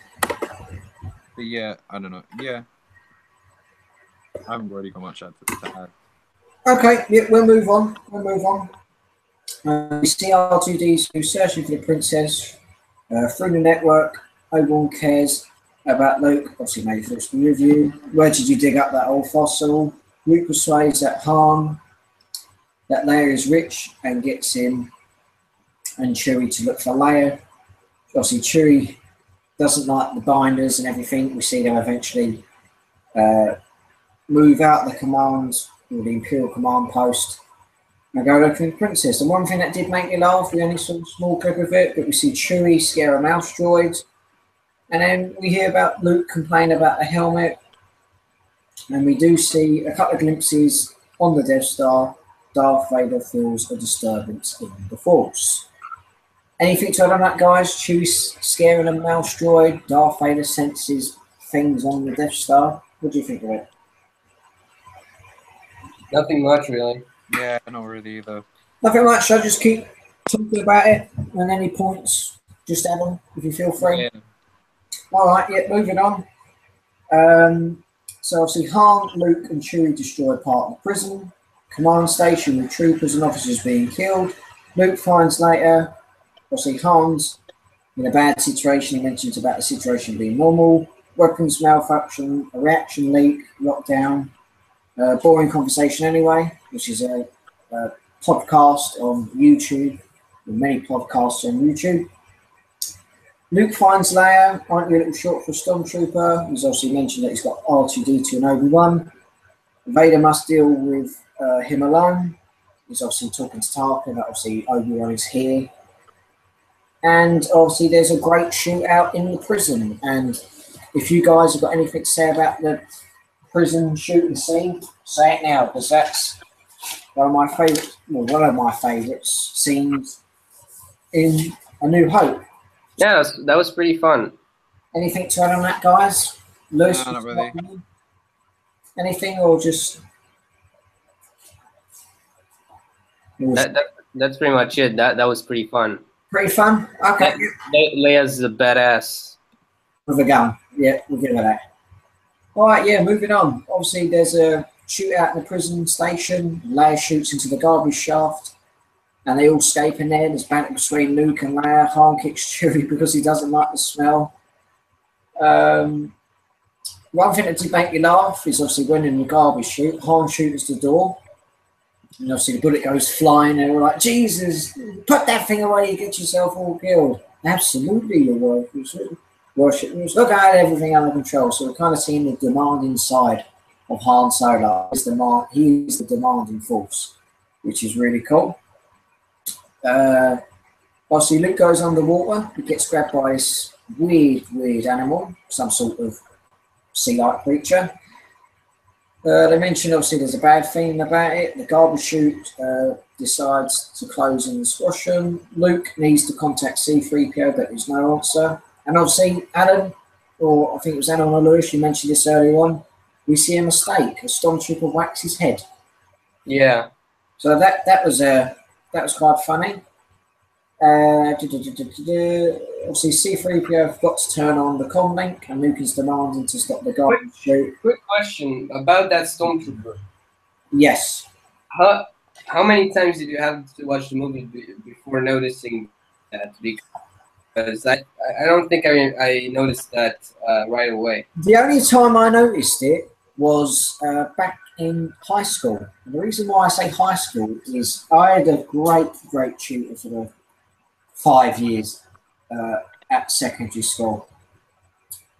He was called Mr. Ebden. He was a blind and blinding teacher. He was a massive Star Wars fan like myself. And my head of year, Mr. There we go, he was an absolutely massive fan as well. And usually, when we usually have registration after break, we used to watch Star Wars clips and showing all the mistakes and everything. And I had to watch that a couple of times to see that Stormtrooper has whacked his head. Like, I've been watching Star Wars all these years, and until he showed it on screen, that was the only time I noticed a Stormtrooper whack his head. So a great time watching all the Star Wars clips. It was amazing. And some great memories, really. I mean, what about you, Lewis? Did you notice it for the first time, or was you like myself, you had to watch it back and see there was a mistake? They added the sound effect in, didn't they? Of them like him knocking the head. It wasn't with. Yeah, I believe they did. I think they did have like some sort of sound effect. Because they've kind of, it was a mistake, but they've kind of made it a thing that actually. Because the canon reason why he knocked his head was because he was still recovering from the mind trick. Yeah, I don't understand. Anything to add on that, Adam, about watching it back a couple of times? When do we get to the lightsaber fight? Oh, we'll be up soon, mate. We'll be up soon. So I just had to check something. Obviously, the next part I want to discuss is obviously Obi-Wan shuts down the tractor beam. Chewie hears a funny noise, and obviously Leia demands Han listens to her. Get that walking carpet out of my way. Stormtrooper thinks it's another drill, which is funny. They talk about the BT-16 speeders. Obi-Wan distracts them, and Han and Chewie go after the Stormtroopers, and they quickly escape. Luke and Leia obviously do the same, and they escape across the bridge. Obviously, Luke uses the extension rope, and Leia kisses him. And Alan, since I just saw you with your lightsaber, if you want to get it out, really, we are coming on to the duel, the first duel in the Star Wars universe between Obi-Wan Kenobi and Darth Vader. And while I'm at it, I will get my Obi-Wan Kenobi lightsaber.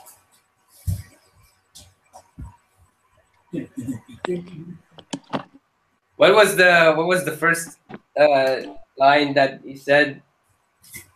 I've been waiting for you, Obi-Wan. We meet again at last.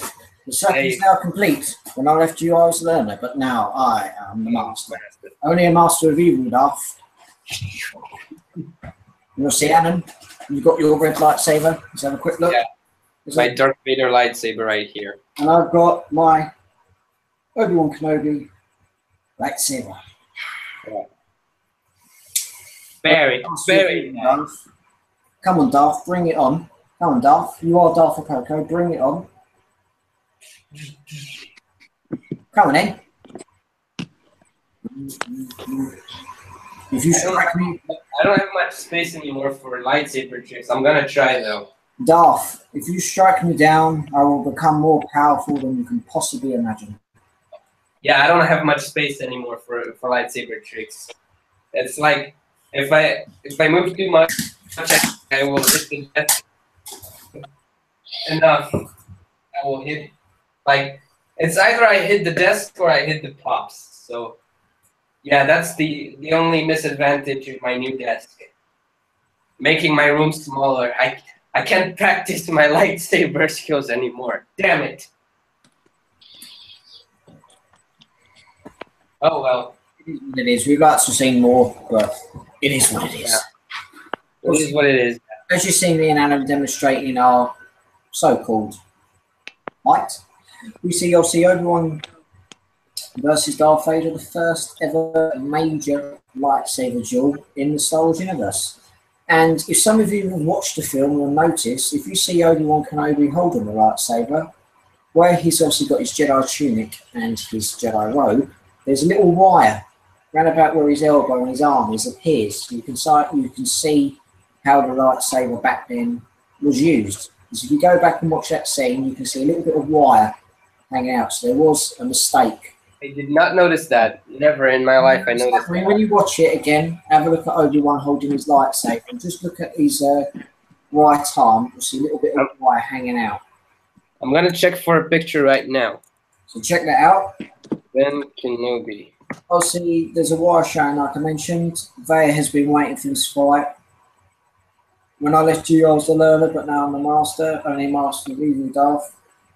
Even though Obi-Wan is slow, he can become more powerful than he can possibly imagine.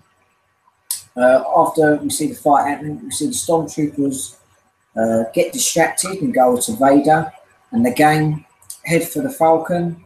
And then we see Obi-Wan Kenobi sacrifice himself with Luke scream no. He eventually shoots stormtroopers and shoots the door to obviously close Vader. And then we see or hear the guidance of Obi-Wan saying, "Run, Luke, run. Run, Luke, run." Sorry. Run, Barry, run. It's like Yes. the Flash. Run, Barry, run. Yeah, no, I can.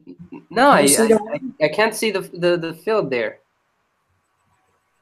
If you watch the film again, you will see the wire hanging out. I'll see if I can get a picture up later on. Right hand or left hand? I think it may have been the right hand. And while I'm at it, I'm going to quickly check the comments. Yeah, I think I can see some sort of yeah, I think so. You have some explaining to do, George Lucas. Yeah, he's saying it again. Jedi Knight 11 makes me laugh how George Lucas said, oh, we've already read that one. Crown Vixen VH has mentioned, oh, no, exactly, haha, I'm still here. I know a name for your stormtrooper, Alan. Mr. Can't Hit Anything. Too long. I need like a short first name. What about Private JM98? Nothing with numbers, really. Fuck you, Like, man. like That was my name. Fuck you. If you had a kid, what would you name him? That's your is like what I'm looking for. Fair enough. Like a funny name, you know. Fair enough. Leave comments. Leave comments. Moving on, we see the Millennium Falcon leave the Death Star. It's followed by 4 TIE fighters that Luke and Han destroy. They use the guns of the ship. The music is great.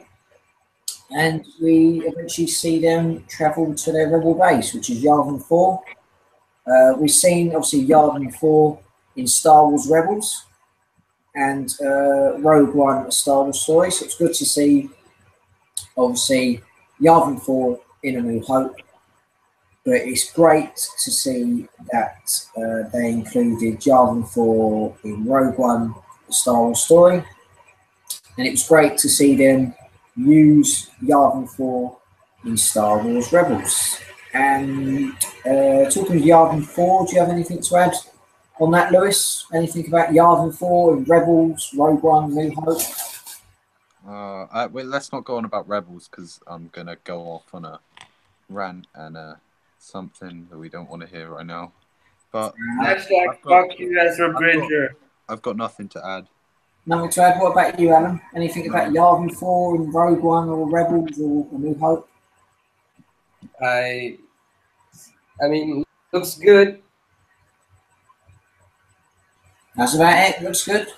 Looks good, yeah. Okay, yeah, we'll move on. Sorry we're not chatting. We do enjoy these streams, but it sucks that we don't see well, of course we don't see them because New Hope was the first Star Wars movie to come out and they didn't really think about it back then, but it sucks that we don't see someone resembling Hera or any of the other rebels in Star Wars Rebels or Rogue One.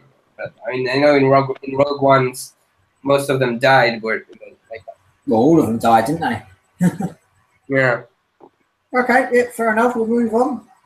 The Empire has installed a homing beacon. Han and Leia obviously have banked on the Millennium Falcon, same with Luke. The Empire are preparing to orbit the planet.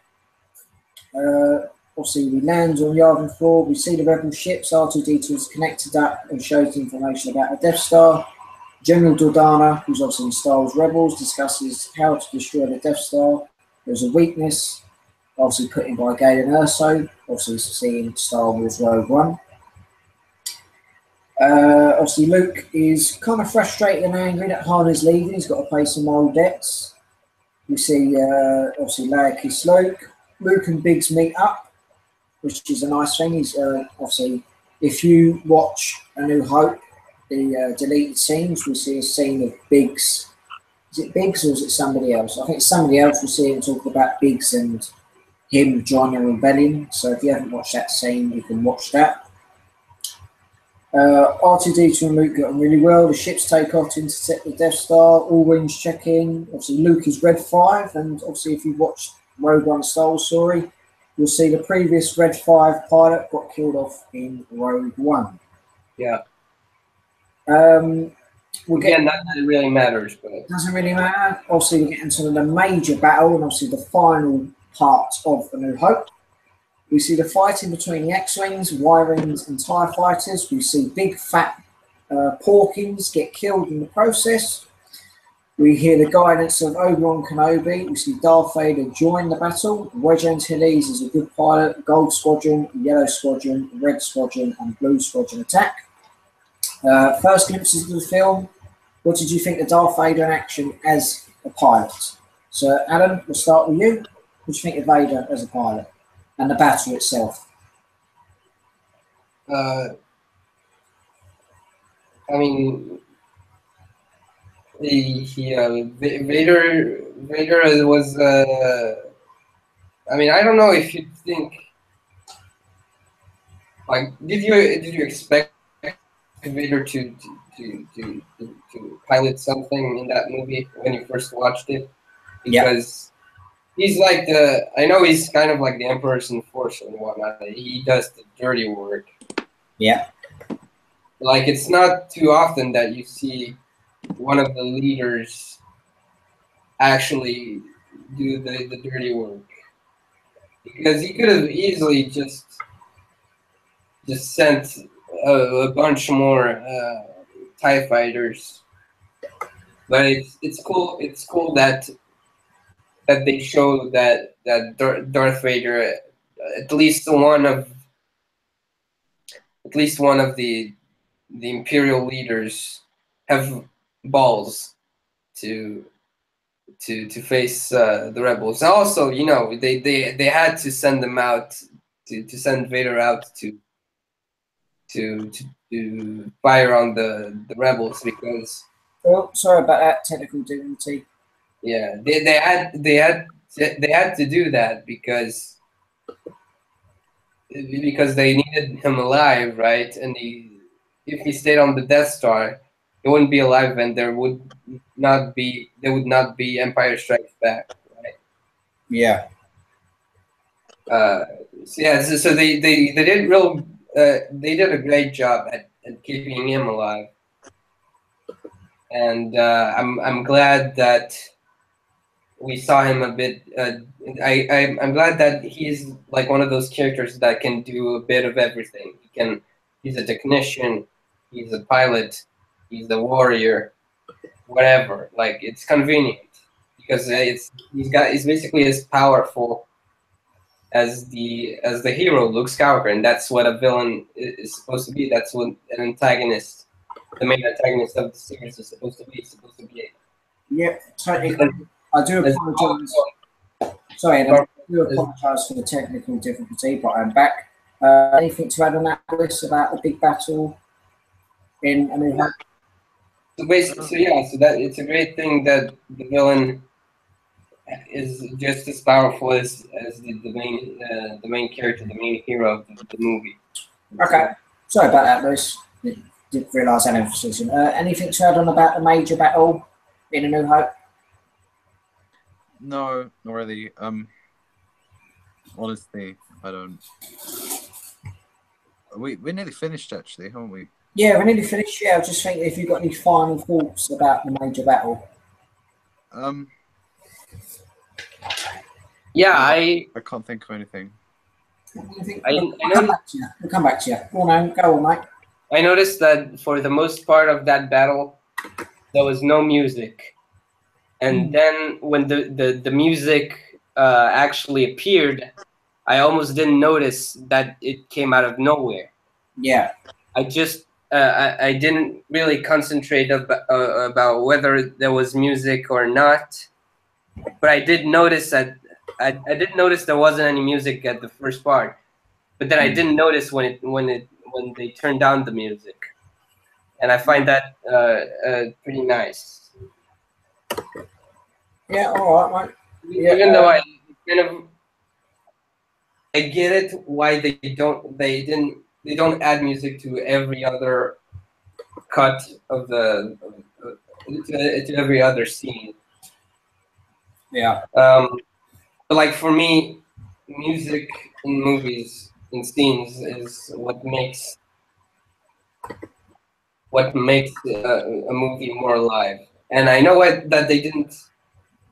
And you know the sound effects of the ships and everything, it makes up for the lack of music.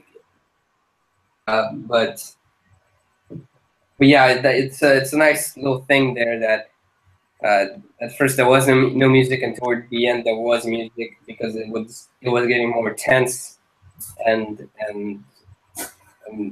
just climactic uh, sort of scene. So they had to add some music because it adds everything. yeah, yeah. Totally understand it. Going back to it, we see obviously Vader kill Green Squadron. The Red Squadron leader fires a whistle, but it misses. Obviously, Alan mentioned the music is great. You see Obi-Wan talk to Luke more. He turns off his target computer.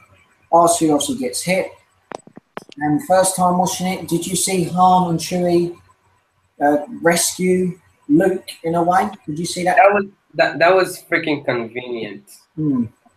They just showed up because the script told them to. Like, I don't think they would have showed up in a million years. Yeah. If there wasn't even a scene where they were having second thoughts. You wouldn't think that they would last minute want to go and help Luke. Yeah. I mean, you don't even ask yourself, is that even going to happen? Mm-hmm. Because in real life, if there wasn't a script, Han Solo would just go back to pay his debt to Jabba and go on his own fucking adventures. Yeah. So it was fucking convenient. Yeah, yeah. Also, I mentioned something that shouldn't have happened. It's not real. Finished, so. Okay. It's not real.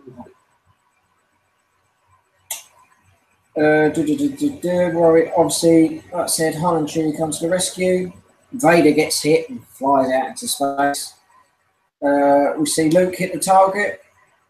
Tarkin is destroyed with everyone on Death Star. And Han, Leia, Luke and Chewie are happy, but poor R2-D2 has been hit. But hopefully he can be restored. And we are coming on to the final part of the stream.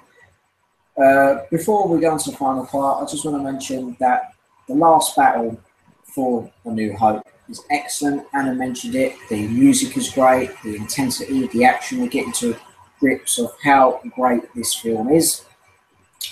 If you go back and have a look at all the props that they've done, all the props where they had obviously the Death Star and everything, it was all handmade. They just used little puppets and flying simulators, but nevertheless, it was an absolutely excellent battle. One of my favourite space battles in Star Wars currently at the minute. Obviously, there are other space battles, but that's up there with my top space battles. We obviously see what happens to Vader. He goes, Star blows up, Tarkin, Stormtrooper's dead and everything. So overall, very impressed with that scene and such a great battle. And as I mentioned, we're on to the final scene. We see Han and Luke get rewarded for their services. The music is great. We've got the throne room. We see R2-D2 is fixed. Everyone's happy. They've destroyed the Death Star. Vader's gone somewhere in space. And we see some nice shots and everything. And the ending is fantastic. The music is great. Everything about it is fantastic. And any final thoughts on the ending scene? We'll start with you, Lewis, and then we'll work on to Alan. Anything to say about the ending scene? It's quite good in the way it's self-contained. The whole movie, it doesn't need any of the other movies to be complete. There's no it does ends on a way that if you just watch that movie, then you know you've seen the whole story in a way. Yeah. It's not a continuation or anything like that, and it's, you know, that obviously because it was the first one, and if it didn't do well, then they didn't need, you know. But yeah, that's all I've got really to say. The ending's pretty good, other than Okay. yeah, that's it. I've got nothing else to say. All right, Alan, anything to discuss about the ending of the film? Yeah, I think what you're trying to say, Louis, is that yeah, like you wouldn't think you would think it's just a happy ending, and that there's no sequel to that. There's no there's not a part two to that saga. If uh, if you just watch that movie, you think that's the end and that's everything. And I like that. I like that that movie kind of stands of its own. And if people don't like Star Wars and that's the first movie that they watch, it's great that you have that choice. Even though I fucking love Star Wars. Yeah, I fucking love it as well. Yeah, and I'd watch every movie. Yeah. But it's what I mean is, you don't see if there wasn't an announcement of another movie coming back then in the late 70s, you'd think, hey, that was a great movie. And that's the only movie out of this genre. That's the one story. There's nothing that came out before it. Nothing that will come after it.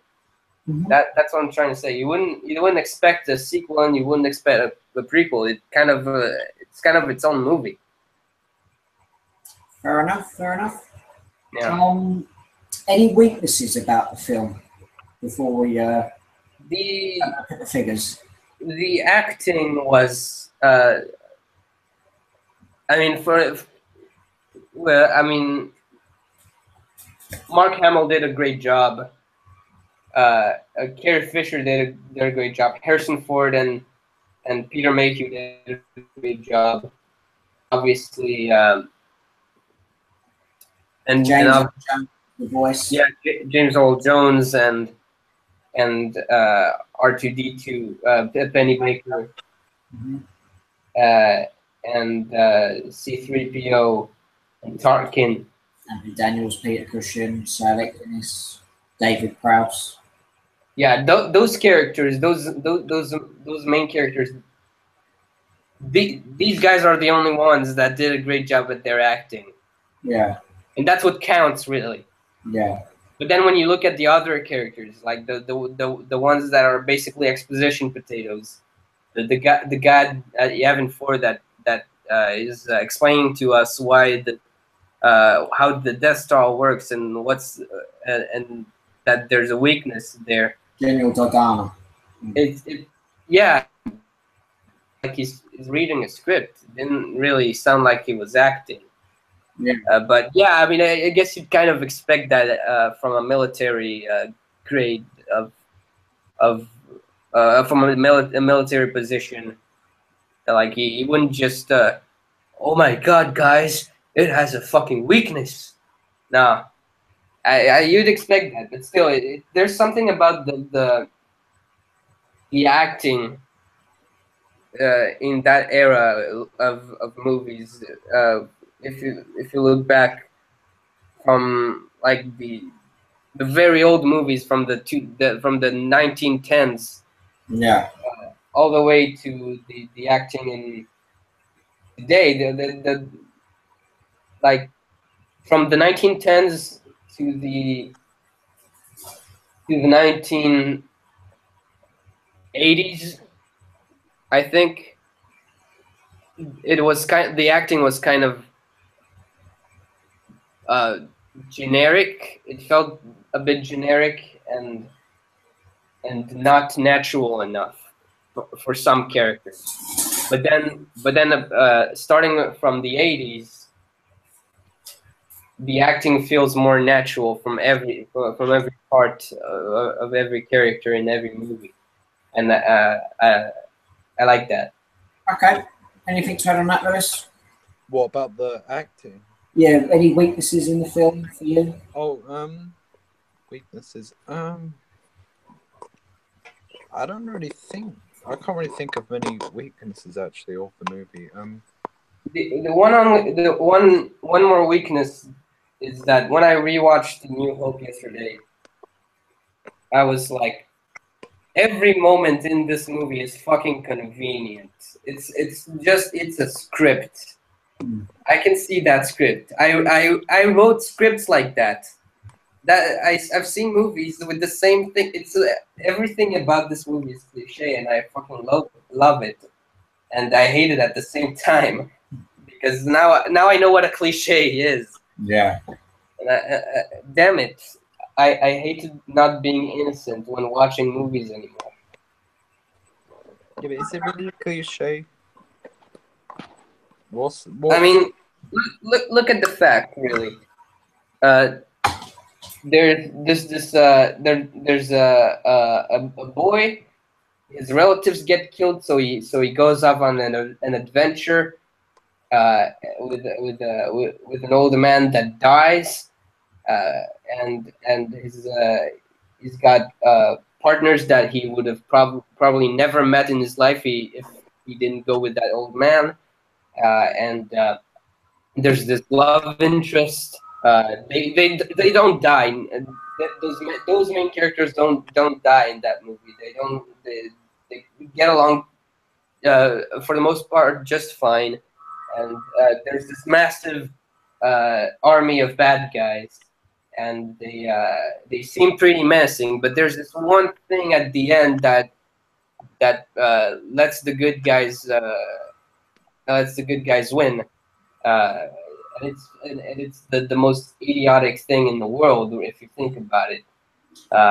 And in this case, the Death Star is a weakness, and there's always that exposition potato that will say that will explain the plot to you, and boom, happy ending at the end. The good guy, the bad guy, either he dies or he gets defeated and he's still alive, or he just loses. I mean, it's basically every other movie that you watch. Yeah, it's kind of like the fairy tale story. Yeah. The hero wins, the villain's dead, or goes off somewhere else. Yeah. But it's still a good movie. It doesn't change the fact that it's a good movie. For its time, it's like the first. Well, despite Star Trek being released as a TV show, I think with Star Wars, it really raised the bar on what science fiction was. It was new. It broke records, cinemas, figures coming out. Like it really stepped up its A game for science fiction films.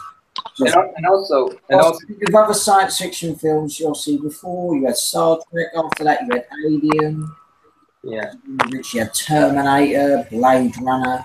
Like so many different science fiction films. But Star Wars really raised the bar, raised its A game, and it's one of the best franchises. And I'm not saying it's because I'm a fan, but I think it's one of the best films ever made in the history of cinema. And also, guys, sorry for ruining your childhood for you. I know that Star Wars is probably the greatest franchise of all time. Mm-hmm. But when you watch too many CinemaSins videos, you get it. You finally get it. Yeah. But yet again, it doesn't mean that those movies aren't enjoyable. Yeah. Yeah. As far as the figures go, well, I wasn't there when they came out. Yeah, obviously they had the original Kenner. And talking of figures, I'm going to try and show my figures as best as I can. If not, you can check out my episode 4, A New Hope playlist. So I do apologise for the lighting. but you can see my Star Wars figures in a way. But if you want to check the video out better, be sure to check out the video on my YouTube channel. So you got Obi-Wan Kenobi there, some Jawas, Vader, Stormtroopers, Han, Luke, Imperial Troopers, and some droids. But that's about it really for my A New Hope shelf. Hopefully when the vintage collection comes out in 2018, we'll get some more New Hope figures. Hopefully Tarkin gets re-released. Tarkin gets re-released, I'm getting him. I want that. Any A New Hope figures for you guys? Anything? I've got a couple of Kenner ones. Yeah. What about you, Alan? Anything? I don't have any A New Hope figures. I have. You can use the cutout. Yeah, I guess you can count that. I mean, I have figures that have appeared in A New Hope, but it's not a New Hope version of those characters. And that's like from the Empire Strikes Back wave or the Return of the Jedi wave. But other than that, I actually do have a Lego set of the Tatooine Mos Eisley Cantina. Nice one. I'll show it to you real quick. What figures do you have, Lewis? We'll have a look at Lewis's ones, and then we're. I've got other ones, but I've just got the original Kenner Chewbacca. Nice. Nice. The Walrus Man or Ponda Baba. Original Kenner, and then I just brought up this vintage collection A New Hope Vader. Nice one. This is the A New Hope version. They like re-released it as a, I don't know. It was in the vintage collection packaging. Yeah, I've got other ones, but nothing really that great. Oh. Yeah. What about you, Alan? I'm going to show you the Cantina set right now. Just getting the last one. Okay, so there's here's the first thing that you get with the that set came out in 2014. Here's the first part of that. It's the Sand Trooper with that freaking animal. Yeah. I don't know what it's called. Dewback. Good Dewback. There you go. Thank you. So yeah, you have that. Then you have Luke's speeder. I think that's the most iconic speeder in all of Star Wars. Mm-hmm. So you have that, and then the Cantina itself. That's it right here, and you can fold it like this, and reopen it like this.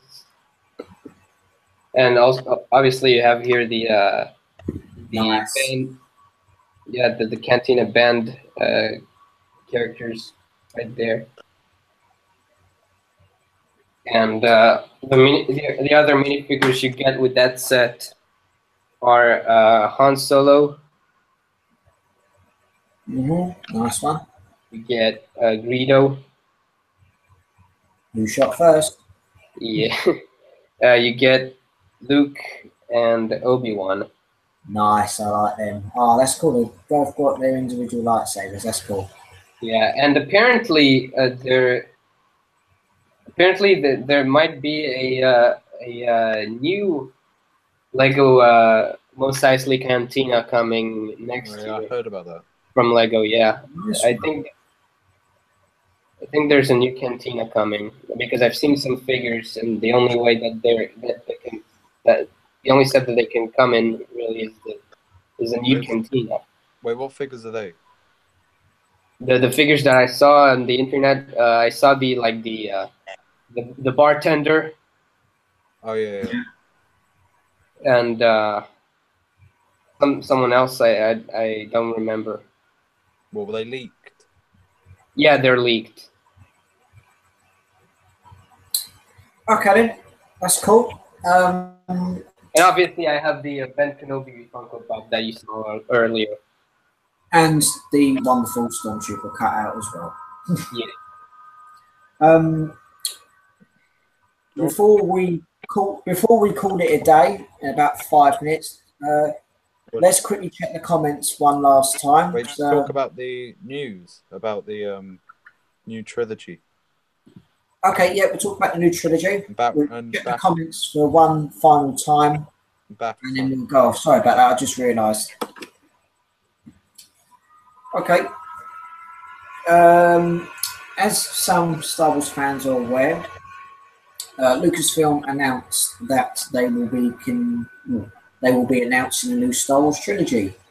And the person who is apparently going to be writing and obviously directing this new trilogy is Rian Johnson. Some of you may be very familiar with his work, such as a film Looper, and obviously he is directing The Last Jedi. And before we end this stream tonight, I'd like to hear any of your opinions in the chat, and we'll start with you, Lewis. What's your opinion on this so-called new Star Wars trilogy?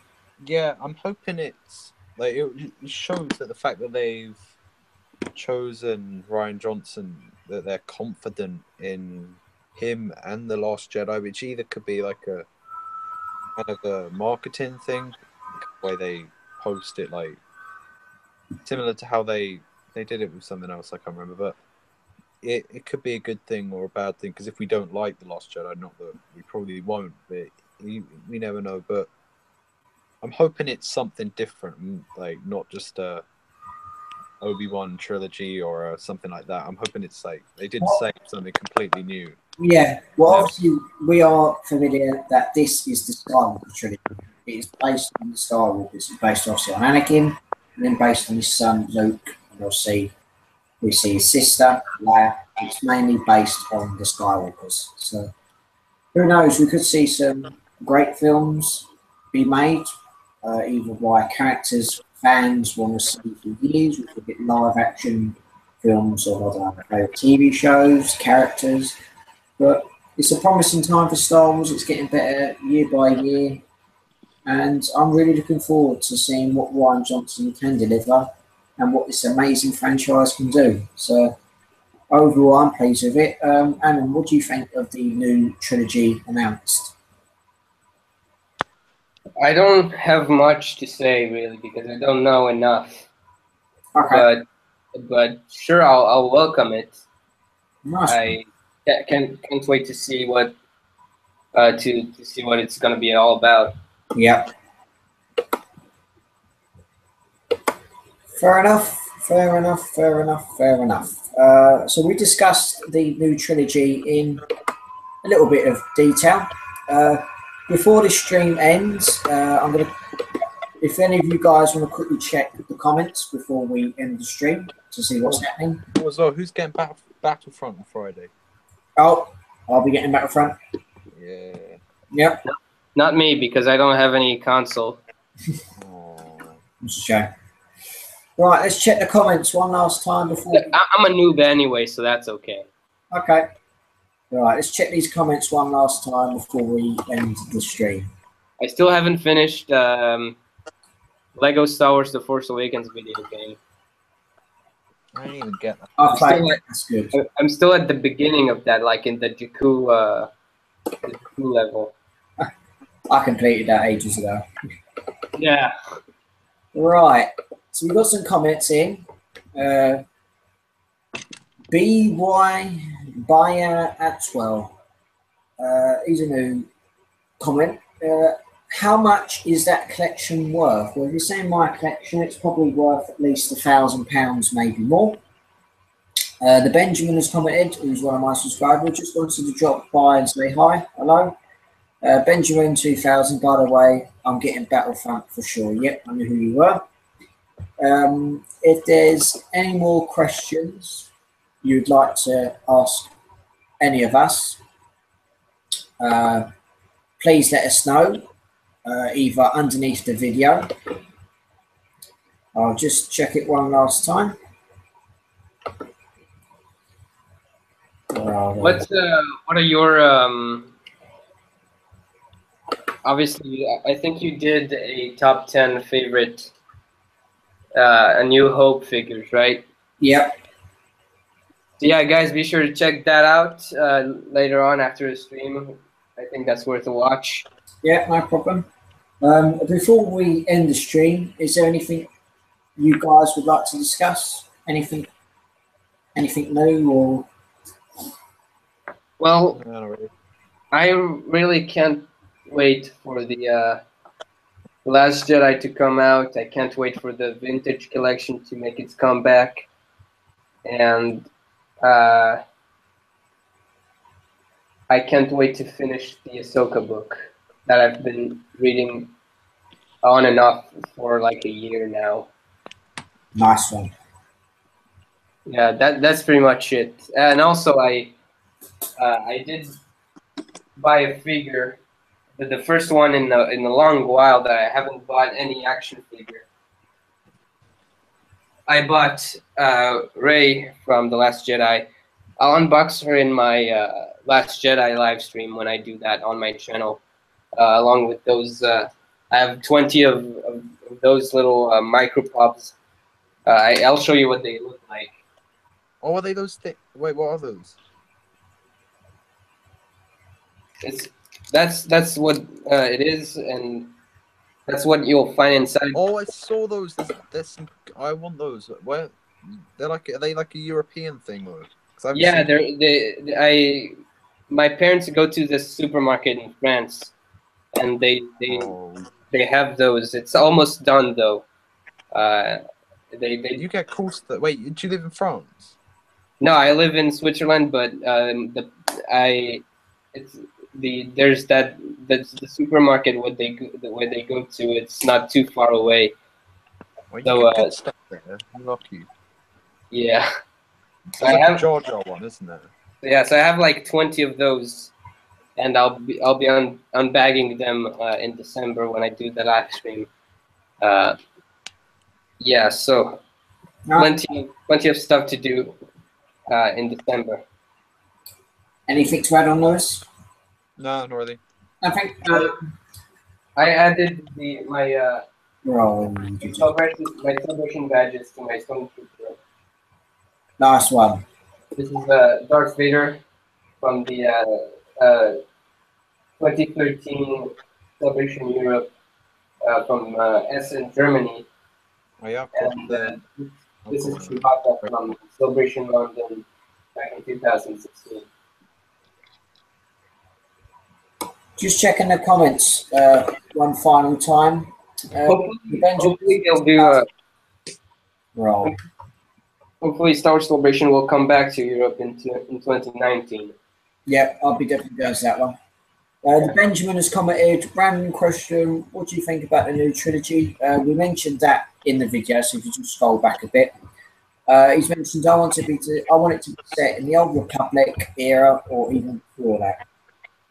So if you've got any more Star Wars questions, please leave it below the video.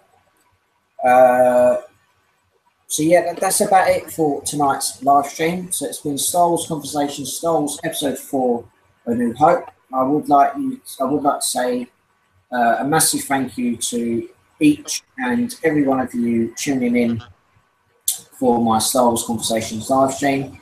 I really appreciate all the support and everything everyone's doing. I'd like to thank my guests this evening, Louis and Alonn, for being on my live stream. As I mentioned, thank you for having us. No problem. As I mentioned at the start, they were part of the Revenge of the Sith live stream. And up in my next Star Wars live stream, we will be going over the events of Star Wars Episode 5, The Empire Strikes Back. So be sure to stay tuned for that one. Everything about my guests are in the description. But for now, I'll ask them where you can find them. So, Lewis, where can we find you on social media? I'm just on Instagram, and the link should be down there. It's down there. I just post toy photography and all that kind of stuff. Not always just Star Wars, but it's majority of Star Wars stuff. I haven't done it in like a week or so, but I'm normally quite active on there. Okay. But yeah, All right, then, mate. And Alan, where can we find you on social media? So you can subscribe to my YouTube channel, Darth Akoko Productions, and you can also find me on Twitter and Instagram at DarthAkoko1999 to catch up with what I'm up to behind the scenes and whatnot. And you can also see me from time to time in Jedi Master 98 streams. So be sure to subscribe to him. And where can people find you, Jack? Well, first, be sure to subscribe to Alan, Darth Akoko Production. Be sure to follow Legends of Louis on Facebook. And another promotion for Darth Akoko Productions channel. Be sure to check his trilogy on Lego Batman: A Joke to Die For and Lego Batman: The Dark Knight Rises. I have a small cameo in A Joke to Die For, but be sure to stay part and tuned for part 3. So thank you very much to my guests, Alan and Louis, for tuning in and being a part of the stream. Thank you for having us. No problem. Yeah, Thank you everyone for tuning in. And yeah, keep the comments coming in underneath the videos. Until next time, thank you very much for watching, guys. Have a nice day. May the force be with you, and we'll see you on the next stream. Thanks, guys. Bye. Bye bye. Bye bye.